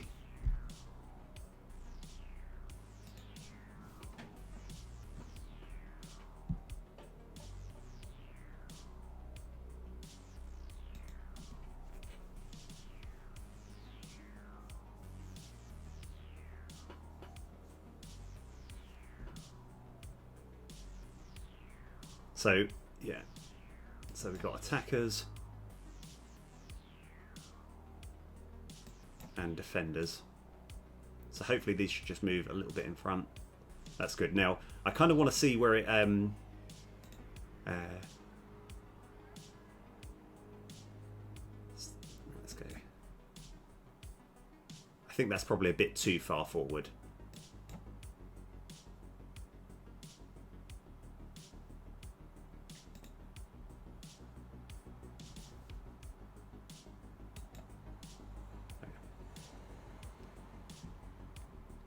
Yeah, what I want to do, I want to make sure that, like, because the precise, I don't really ever want to see this where you've got sort of some unspent there, because the idea is I want it to refill and then you spend the mana. But I've noticed that in Hearthstone it does actually suffer from that problem. Like sometimes when you're spending mana, even though it doesn't actually have any ongoing like problem as far as gameplay. Sometimes you just see some empty and then filled ones afterwards, and it could be I could be running into that same problem. Okay. Yeah, so I need that too. I need overall the coin animations just to be a bit faster. Yeah. Right. Okay. I quite like that. I mean, it does look pretty good. I think the I'm trying to work out if ever you're going to like play this game on the iPad or something, it's going to it's probably going to struggle with, because at the moment it's literally animating all whatever this is, like 40 of these things in one go in a separate sort of program. But I just really like that sort of slightly the fact that they're not all idle in sync. I quite like that, the way they're sort of moving there. So yeah, this is actually, yeah, it's looking pretty good. Right, okay, now I need to go to the toilet. I'm gonna have a quick break here, and then work out, like, because yeah, this is actually, I think, yeah, like we've got to give stats to the enemy and stuff, so we can actually, like, it's going to begin to actually become a game shortly. We're just not quite there yet. Right. Because I think if I end turn now, it might just... Actually, no, it won't give an error message. Just nothing will happen. So we can actually just add stuff over and over. Right. Okay, I'm going to make a coffee, and I'll be right back. Yeah, I think it might be something like giving stats to the... giving stats to the main enemy, so that there is like, you know, so that we can actually then sort out the combat. But giving the stats is going to be pretty tricky, but I'm looking forward to it. It's going to be fun. Right, I'll be back in just a few minutes.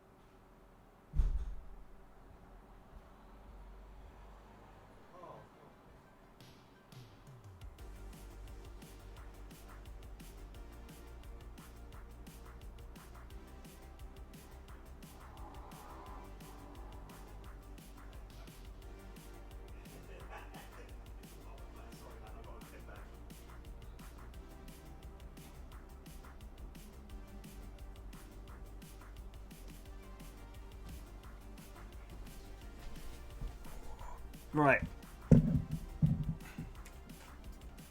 Ah, cool. Yeah, sorry. Normally I try to subtly advertise my Box of Tear game, but I kind of forgot during the break. Anyway, right, yes. Right, welcome back. Right, made myself some coffee. We're ready to do this thing. So, we're going to have the enemy to have a little symbol to indicate its attack and its life.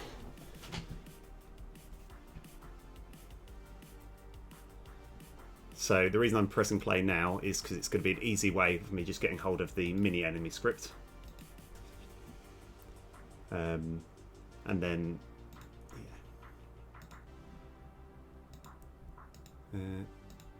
yeah. Let's move that aside. and we want to have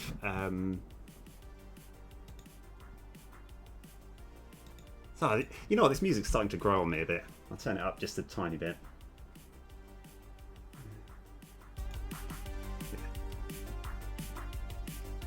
Yeah, I haven't actually worked out. I think the music is generally should be background-ish.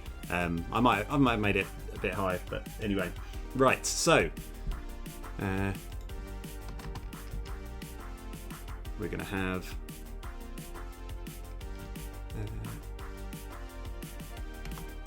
oh yeah, right. Let's try it, yeah.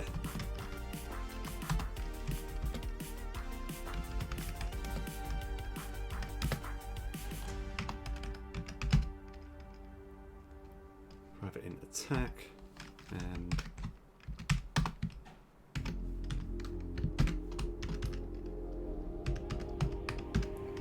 life, actually, no, not defense, life. Okay. So there's probably a setup. And when we're actually setting it up, we're going to have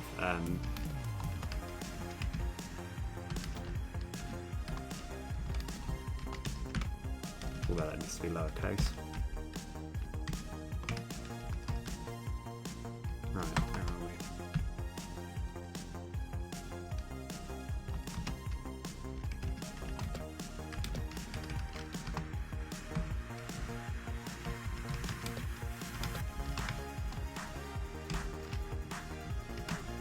Okay. Right.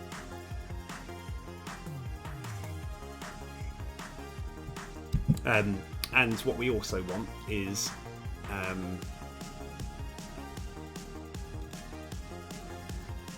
we want to go into these. Let's look, the monster stuff.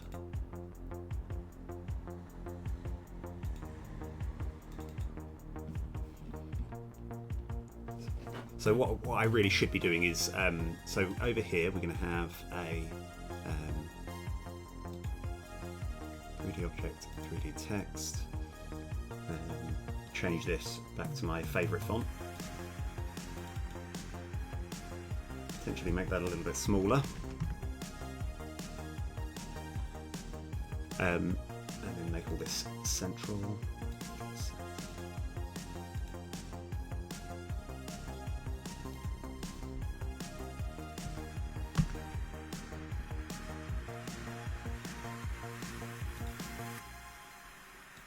And as I look at it,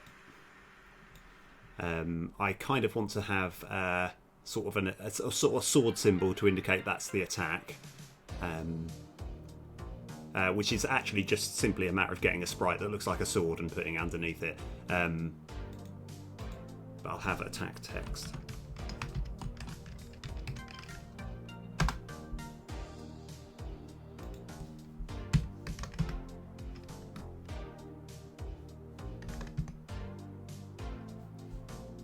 Okay, that's good. Right. So I'm putting 25 just as a sort of placeholder.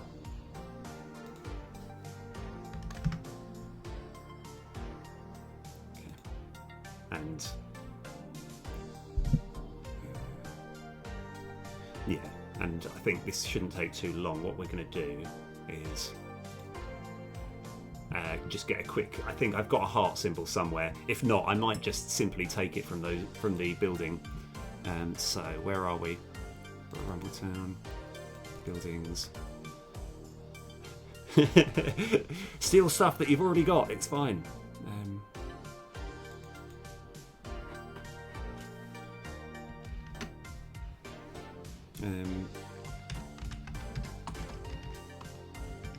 Enemy stats symbol.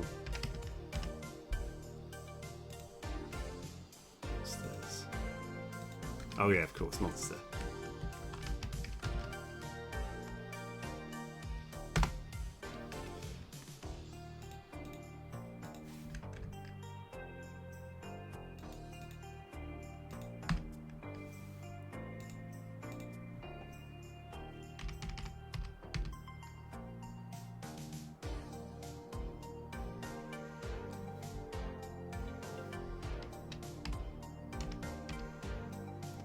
almost looks good. I just want to try and make it somehow equal to. Like I said, we might not even need this, but let's find out.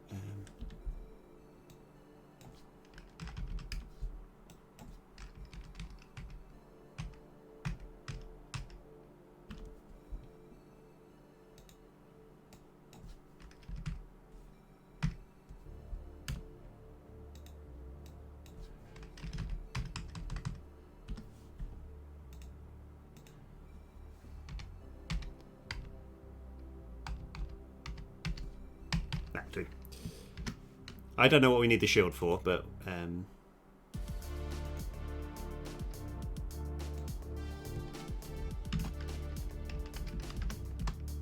so save it as PNG so we can use it.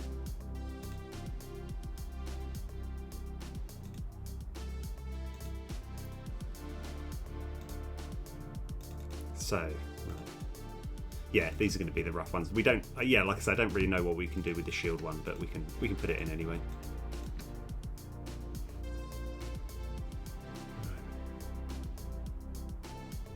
Sprites.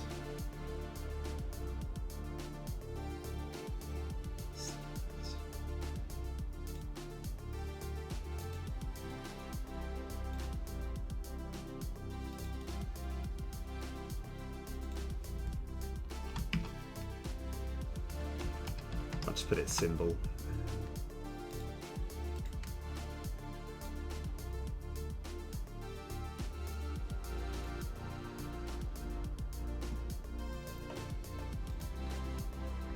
Now let's just change all this. Apply, that's good. Okay. Yeah. Oh yeah. That's fine. That's what we're expecting. We know why. We know why that error message is there.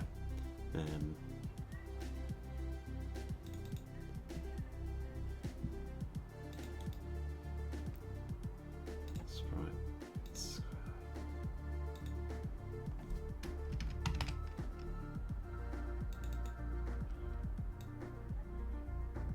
Probably a little bit on the big side.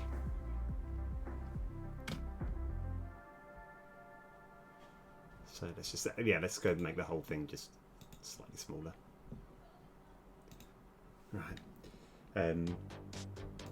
So this goes to 128. Yeah, it's a bit nicer.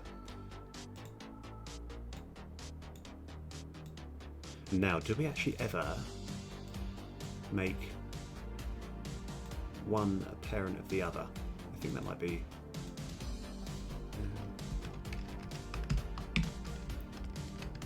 Because when we're getting components in children, it does actually affect the components within the children's children as well. So it should be okay.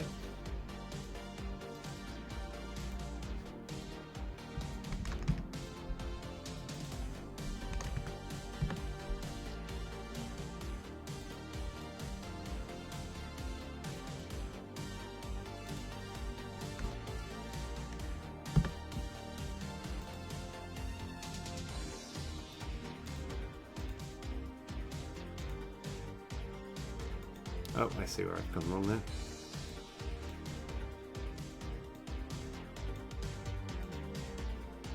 Yeah, so forget that one. We can just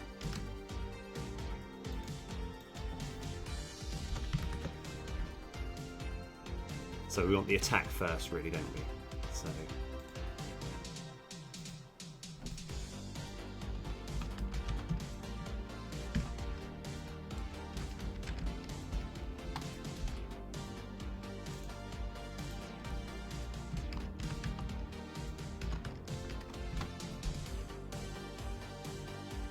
Yeah, the only thing which is going to be a bit of a pain is sorting out the order in layer because the text always needs to be in front of the symbol. So this one's attack, and that's got, this one needs the sword symbol. Yeah.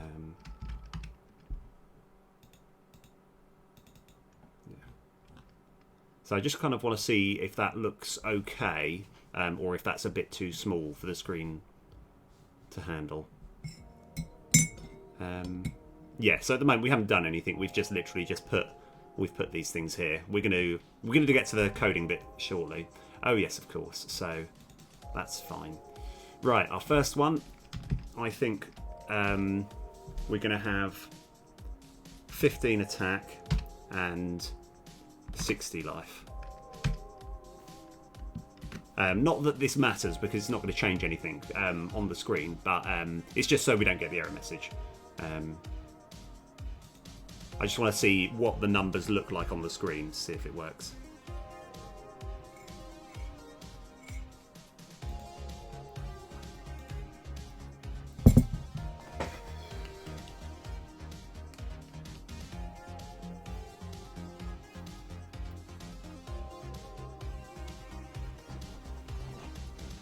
Oh yeah, they clearly look too small.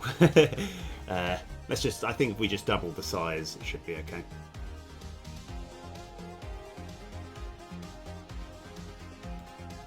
It's easily done. And then I'm gonna, yeah, get to the fun bit. I like. It might just be me, but the coding. I just love being in that sort of. I just can't wait to get to the coding. So whenever I'm doing any drawing, I'm like, yeah, let's just get the drawing out of the way so we can get to the. Yeah.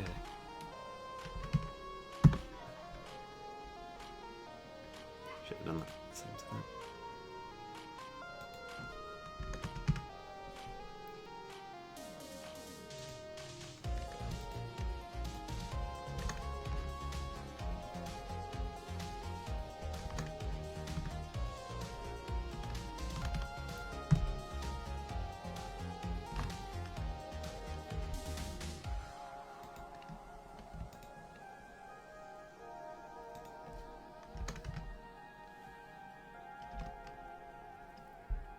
That's okay.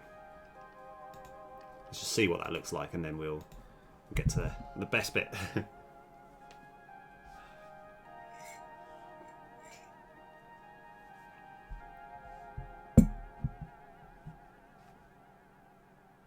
Yeah, I think that's all right. So, when we see that, we know roughly what sort of armor we were looking to put together to combat it. Okay. Right, brilliant. Right, now let's actually do the code so that we can actually set its attack and it changes accordingly.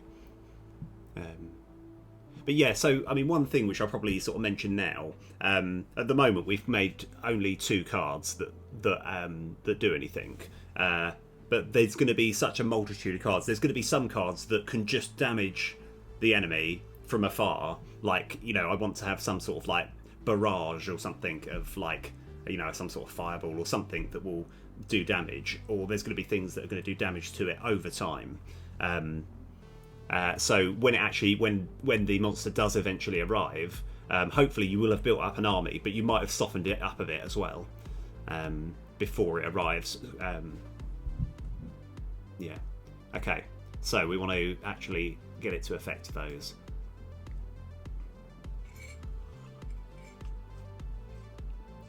How do we do that? I'm going to tell you. I'm not just going to say how do we do that and then just stand idly by and just be like, well, I have no idea. No, don't worry. I know. Right. There we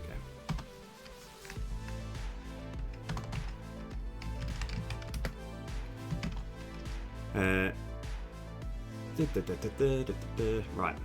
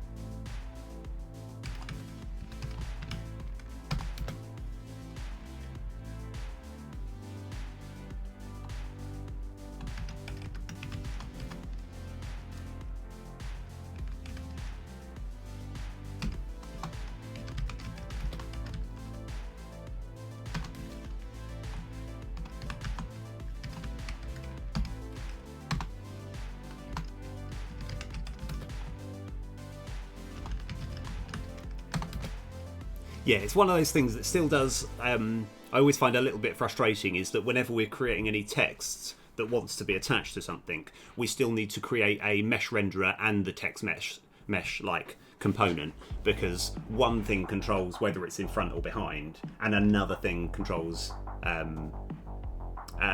the actual like what's on the text itself. But it's not actually. Oh yeah, that was it. Sorry. So trying to keep my coding consistent.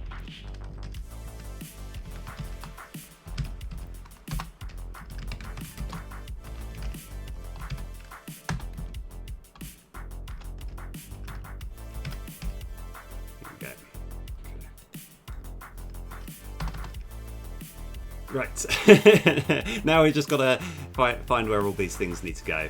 So,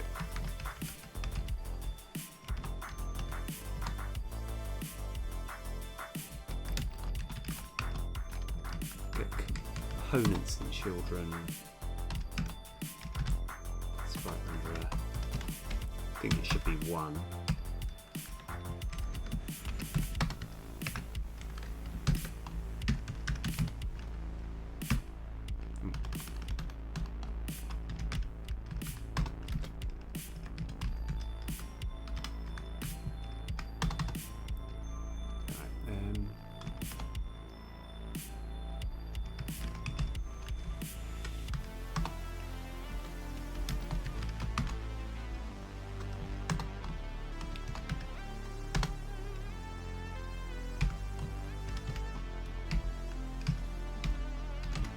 So yeah, at the moment we're just getting access to all of these, the stats on the monsters.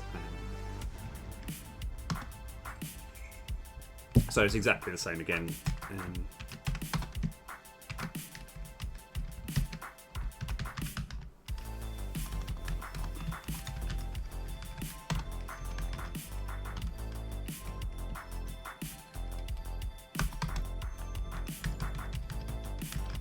Just getting the mesh renderers.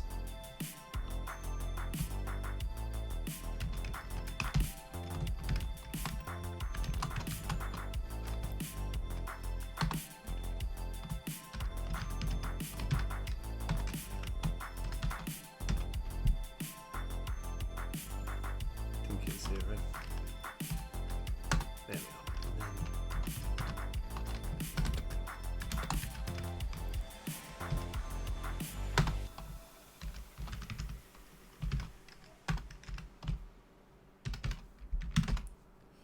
Right, let's go. Okay, so I think that should have got access to all those things. So as soon as it's awake, it should get all of those. So we're setting up.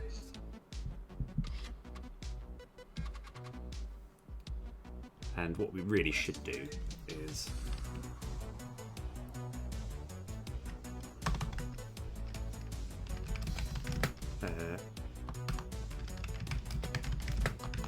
set attack and life.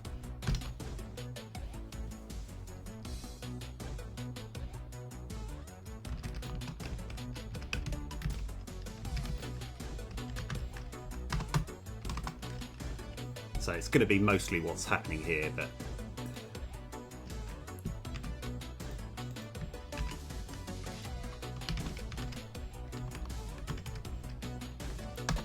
because I don't want to fill this up with too much stuff, so I can just kind of alleviate it into a different function.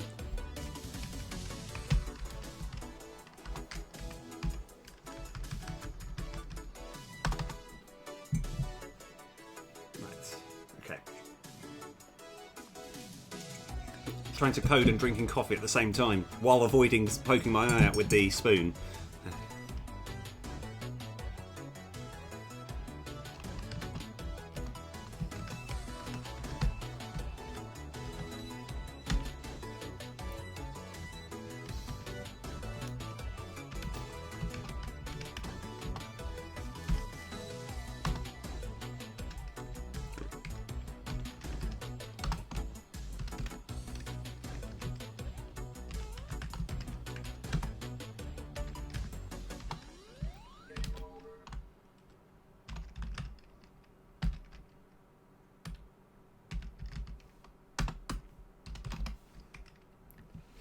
Right, okay. So after all of this quite lengthy amount of coding and back and forth, I think ideally the only actual change will be the numbers will be affected. Oh, bam! Before I forget, sorry, we got to sort out references.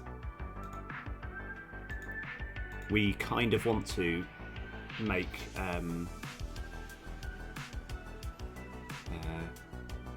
actually, I mean, it should still work fine, but it's just we have got to work out the order in layer, because I think there's a chance. Yeah, but we'll see how this looks. Like I say, we're just looking at the little mini enemy and checking that it's updating its attack.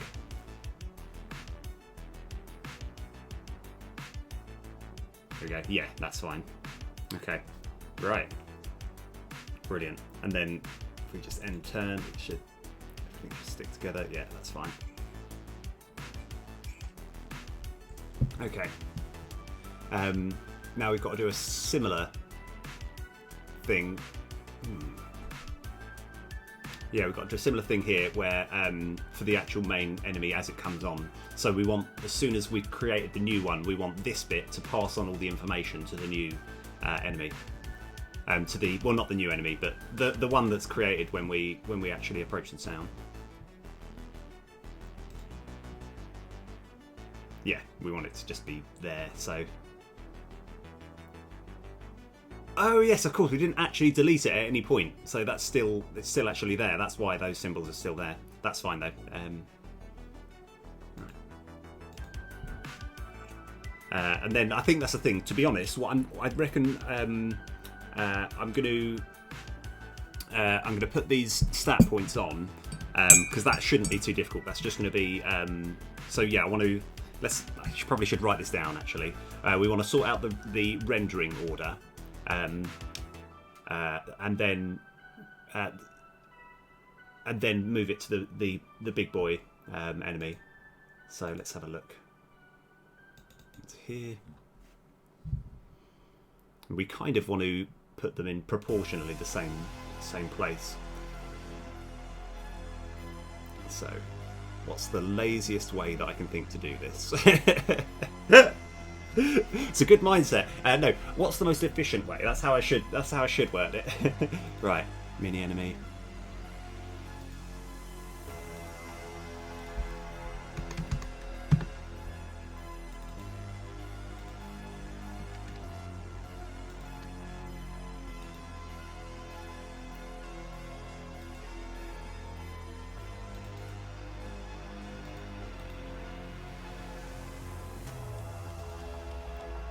Oh yeah, okay.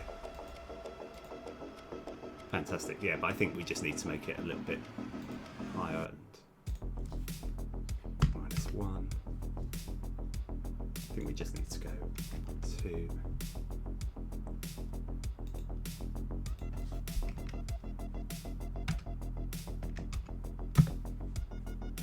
Okay, now we just need to translate all the information from one to the other.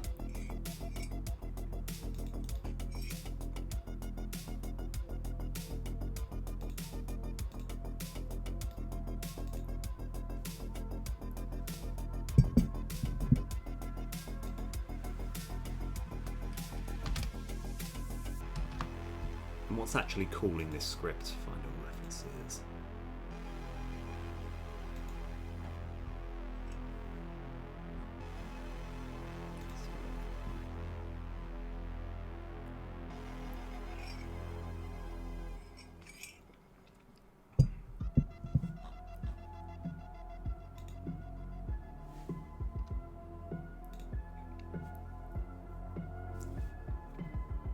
Okay, right.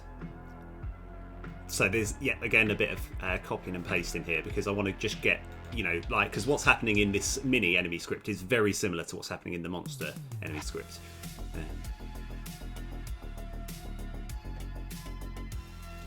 So we actually still want all of this stuff. Control C.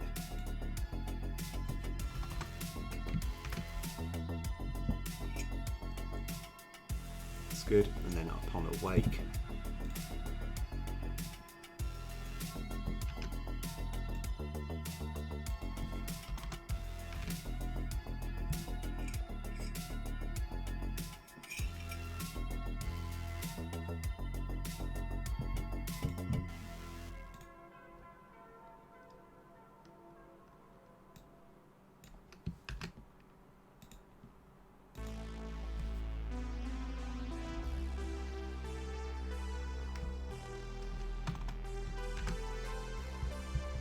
Now, it may seem inefficient this way. The advantage of doing it like this is it's a lot easier to like go back to and change a few things round now that I've done it like this.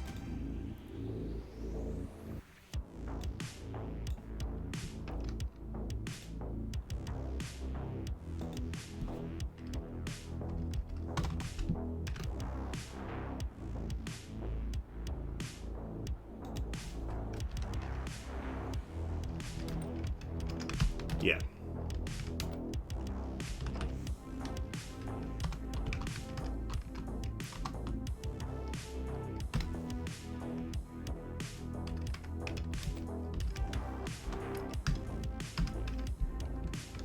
And so all we actually really need to do is get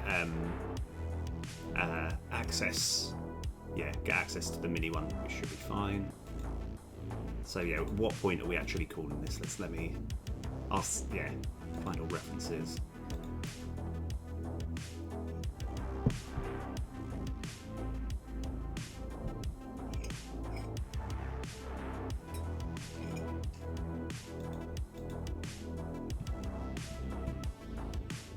Oh yeah, we've even got it. Brilliant. Okay. So.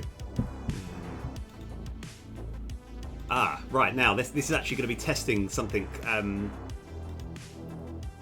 Yeah, I don't know if this is going to work because this is the first time I've used, actually used serialized field. So, to my understanding, let's see if this works.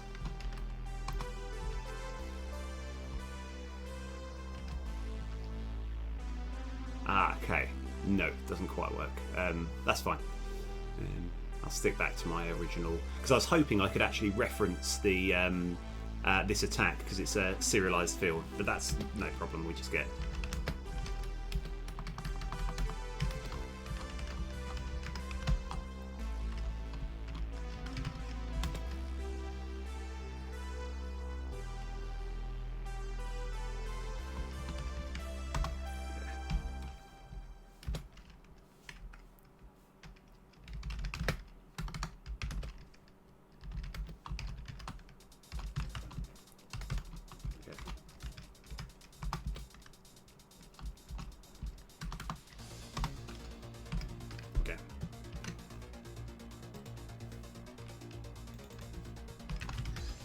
We've got get attack.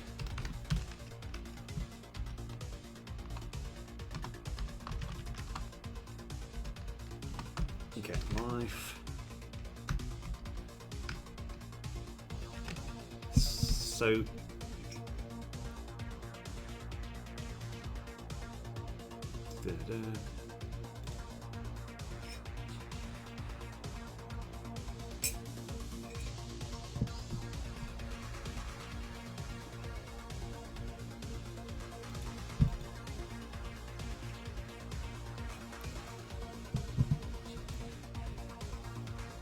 and yeah, at some point we actually want to destroy all of the map stuff. When I say the map stuff, I mean the marker stuff at the top.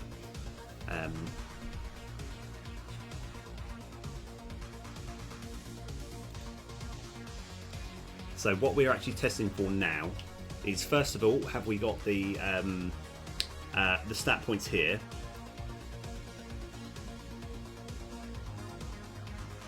With the enemy. Bam. Okay, yes, we do. Now if we end turn, and then when it actually enters the build, it enters like the town, ideally there's going to be a bigger version where it's got it all there as well. Yeah. Okay. Right, fantastic. Okay. Yeah, I think that's pretty good. I'm trying to work out if I've got like where I should be going next. So we want to ideally just kind of fade this away, which isn't actually too difficult. Yeah, I'm just gonna I'll make that fade away, and then we've got to work out where we're going next. That was actually, like I say, that was actually easier than I thought it was going to be. I thought we were going to run into a few more hurdles there, so I'm quite happy. Create the monster on the screen.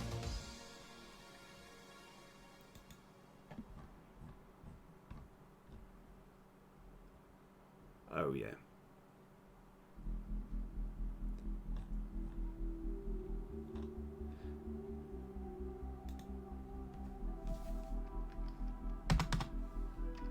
Yeah, so we also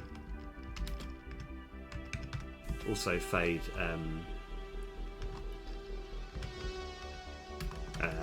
mini enemy text.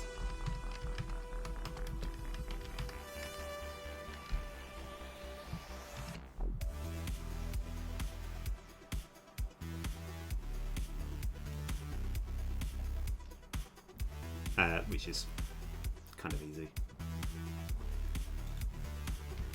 And we don't even technically need to make it a. We don't even need to make it a code routine. So fade text. Nah, that's a bit rubbish. It's like, what should I call this function? Fade stats. I think that is, because that incorporates everything. So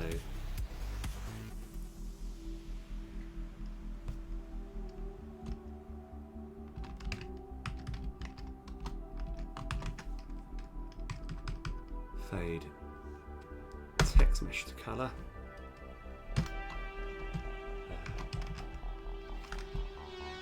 And we also want to fade the symbols as well. I think it was 0.25F, yeah.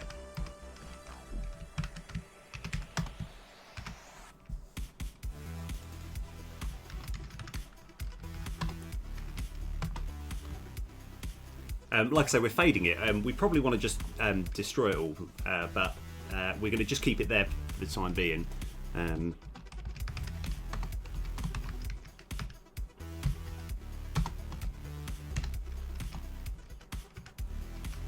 Simple SR. Right.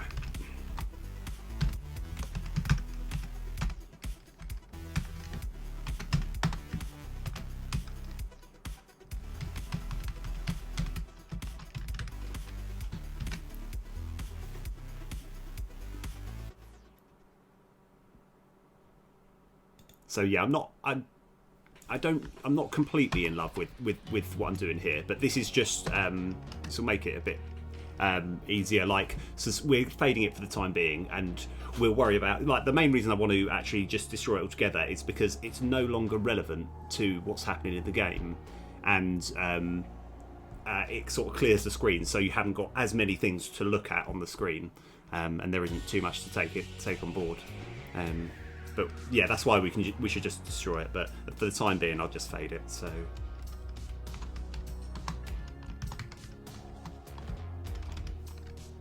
right, let's see what that looks like. Give that a quick test.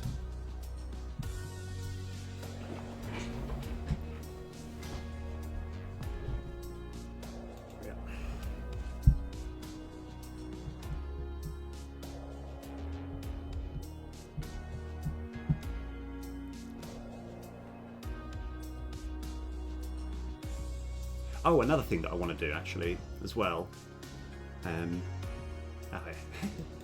Yeah, you know what? I'm pretty happy. I feel like we've made some good progress. So building up the army.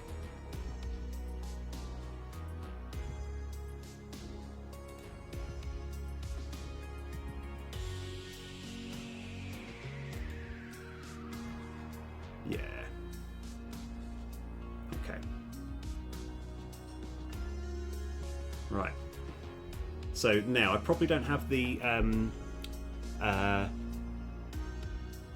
like, I think if I get into something too big right now, I think I'm going to probably struggle. So what I'm going to do, I'm going to work on little things that were just going to make things a little bit nicer.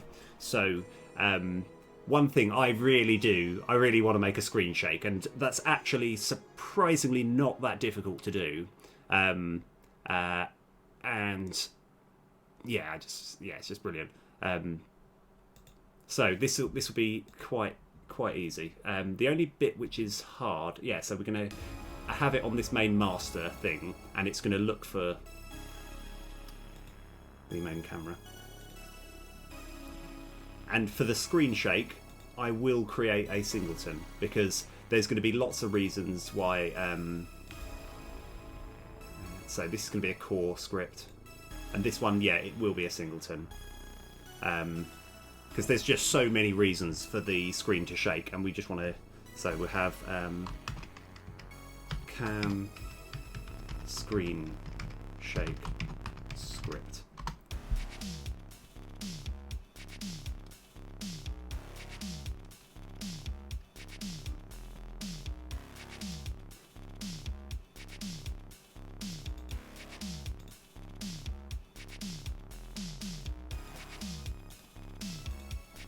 Ah, yes, right.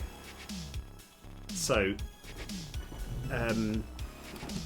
I think it might have been like a few months ago or something. I learned the best way, the easiest, simplest way to get hold of the to actually make a really decent screen shake. So, first of all, we need a private transform, and we call this cam trans. Yeah, the reason I'm doing this is because this one shouldn't take too long, and it will just add that nice little bit, because I want every time it to move a little bit on the map, it just sort of shake a little bit, and then a big amount when it's actually on the screen. So trans equals find object of type camera dot get component transform. Obviously there is an argument I could let me think. No, I was going to say there is an argument for me to actually just put this physically on the camera itself, but I like the idea of having all the big important scripts being on this master thing, and I don't want to, like, because this is going to be quite essential. Yeah, I'm going to, yeah, so that should be it. I'm going to make this public just to make sure that it has found it. Well, right, okay, so public static cam screen shake script, and we're going to call it instance.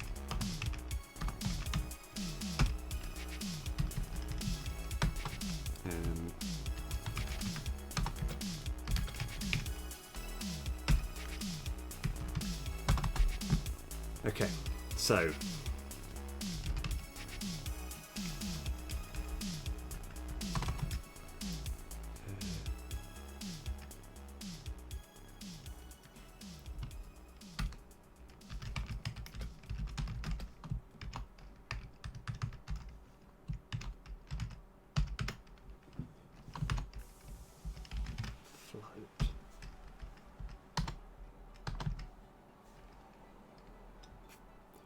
I think that might be all we need. No, screen shaking.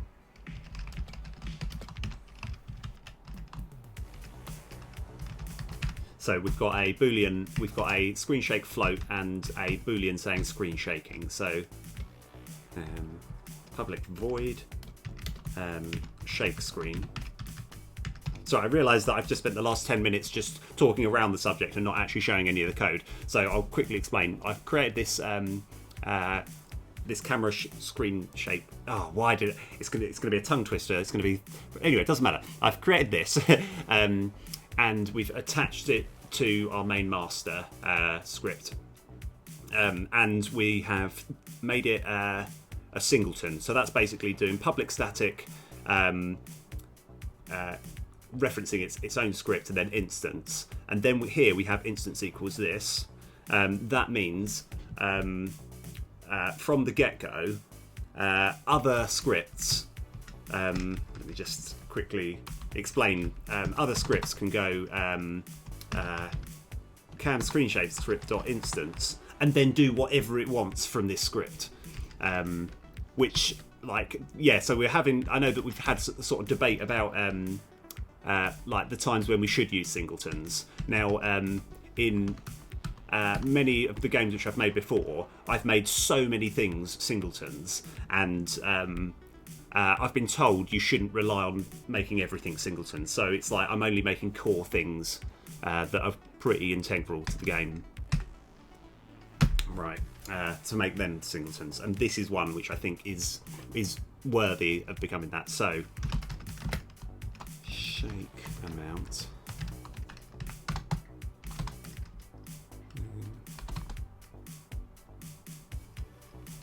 So, and we're going to have shake screen routine.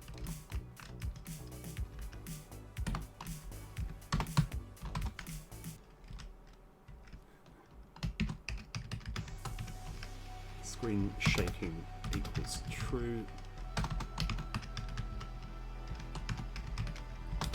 Equals false. So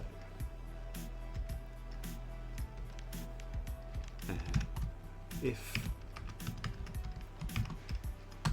screen is shaking already, then all we're going to do is have screen shake float plus equal shake amount, else. Oh yeah, so it's that, and in fact that's always going to happen anyway.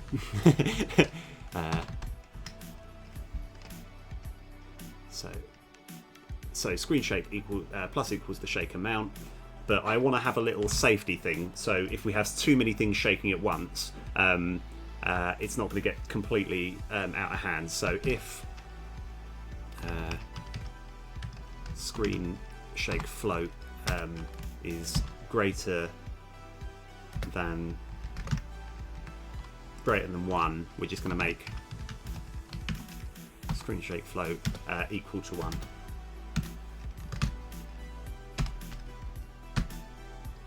Yeah, okay. So I think we actually don't need any of that. We can just have, if the screen is not shaking, we start coroutine,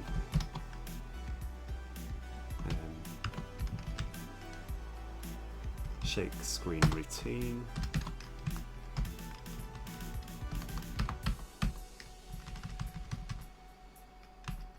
okay. This will make sense. So while screen shake float is greater than 0,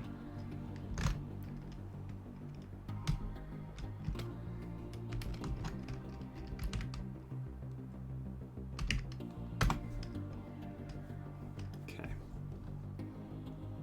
and oh yeah, we need a returning vec as well, base vec. We're going to call it base vec. So vector 3, yeah, base vec.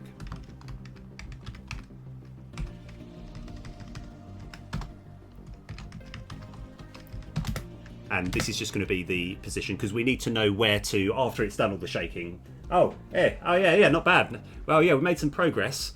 I've put stat points on the enemy, and I thought, like, I realised I haven't quite got the brain capacity to do anything big today, so I'm working on just getting the screen shake effect, and it's something which I read online a while ago. I never read anything online. I want to watch videos of things, how it's going. But yeah, I watched a video as to how it works, and it's actually really clever. And that's what we're putting in together. And I'm kind of ideally going to make it so that every time the enemy moves a little bit, the screen shakes, and when it finally gets to the town, it shakes a lot more. So.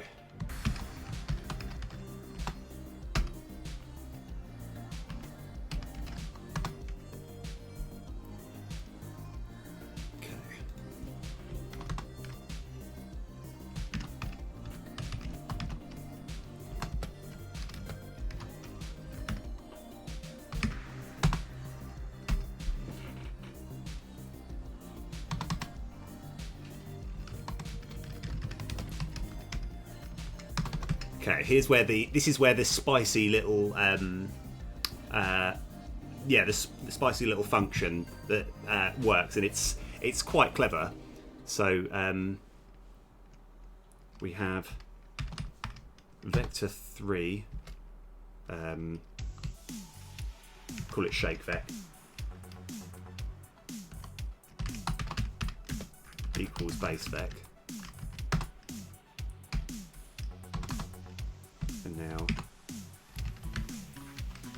shapevec dot x equals random dot range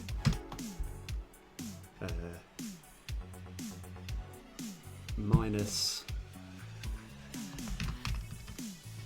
screen shake float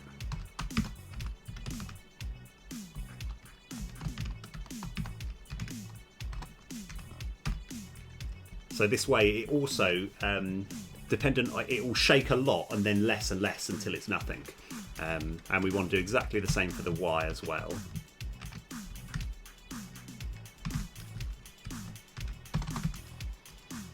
And camtrans dot position equals shake vec. And another thing that I want to do as well, I want to have equal to base vec. Oh, camtrans dot position. Okay, right. So how's that looking? Screen shake amount. So we're just going to do a little test.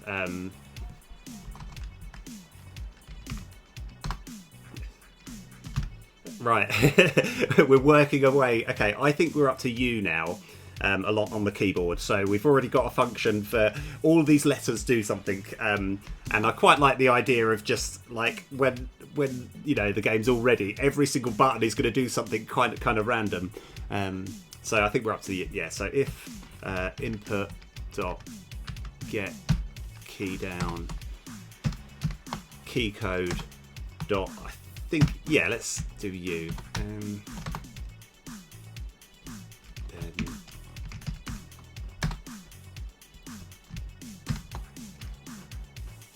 let's go 0.25, and let's have another one for 0.75, and let's just see what it looks, because it might shake too much, but there's lots of easy ways that we can alter it to make it a bit easier, to make it just look a little bit sort of smoother and stuff. So let's see how this works. Okay.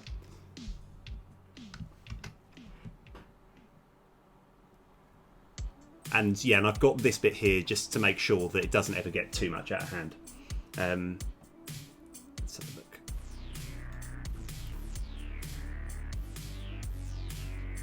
Right, the only thing which I actually kind of want to test. Oh, I have made that public. That's good. So we don't want it on full screen at the moment. I just want to check that we have actually got access to this camera. Yes, it has. Okay. All right. So, okay, now that it has, let's see. Oh, okay, that's not bad.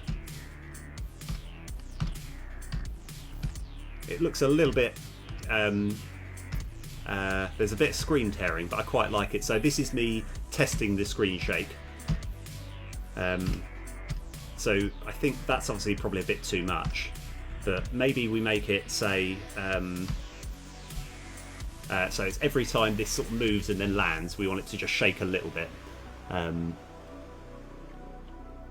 which should be easy. Just need to actually go. I think the script's already open, isn't it?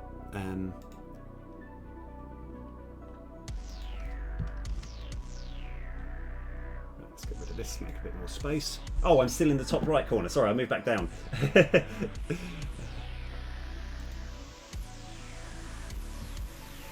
Right. So, set up. Jump forward 1. Right, what happens over here?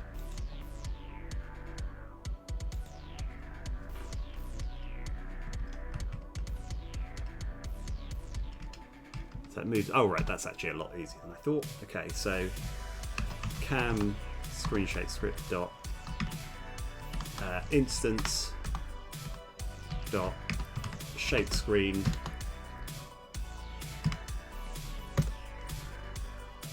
maybe 0.2.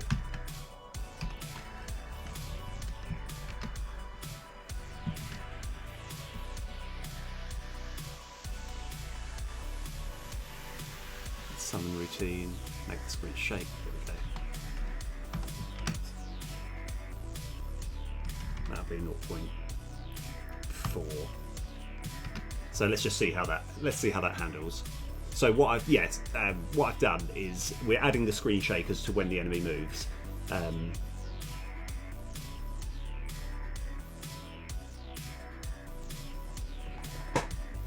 So ideally, it should shake every time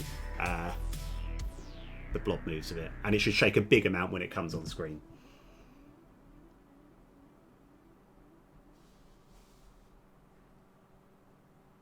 Okay. All right. So. Okay, well, we're building up an army. So, yeah, that's all right. I quite like that. Now, this might shake a bit too much, but let's have a look, because it's going to shake a little bit when it lands. Bam. Okay, yeah, I think I'm all right with that. Yeah, that's pretty good. Okay, again, don't have quite the brain capacity to do anything like too big, because I'm looking forward to actually getting the combat underway.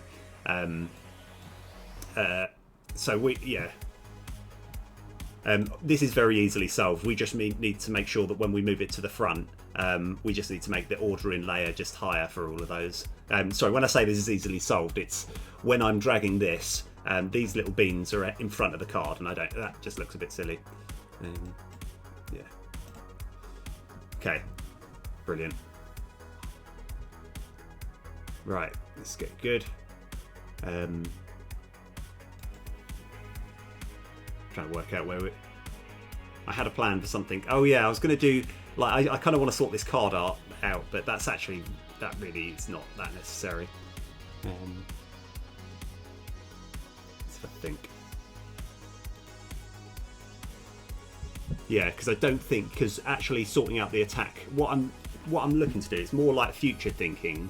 I want to I want to actually sort of build sort of some of the sort of strategy in, because at the moment it does feel like a very, very simplistic game, but it's more just like this particular core mechanic of having 3 turns to prepare, and I think it's going to be just a little bit. Yeah, sorry, I wanted to see that shake as well. I think I don't quite have the capacity to actually do the full combat scene quite yet, because there's going to be a lot of things that I need to deal with. I'm trying to work out. Yeah, you know what? Actually, I'll tell you what. I'm going to be pretty sensible here. I think I'm going to end the stream now, because I realise the next thing that I need to do, I need absolute proper like full focus. I need to have all the energy. I need to have all the coffee, all the energy drinks, everything can just be sort of properly pumped for it. So I'm probably going to end it here. But this has been actually a lot of fun. Oh yeah, by the way, I don't know, KO2 fan, I don't know if you're still here. I had actually a little look at some of the VODs that you've made, and your level of coding is several leagues above what I could do. It's absolutely amazing. Like, I was, genuinely, so I'm trying to work out, like, what sort of game is it that you're looking to make? Is it a sort of building resources, because I was thinking, wow, like this guy actually does know his stuff. It's pretty amazing. But yeah, anyway, I'll speak to you. I'll speak to you again soon. It's just absolutely like properly looking like really, really good. Right. Anyway, right. I'll look forward to hearing more about that. Anyway, I'm going to make a move, but this has been absolutely awesome, and I might do another stream Monday or Thursday, or both. If I can do both, then brilliant. But I might just have a few arrangements and stuff. But yeah, thanks for sticking about, and I'll see you again next time. Yeah. All right. Bye.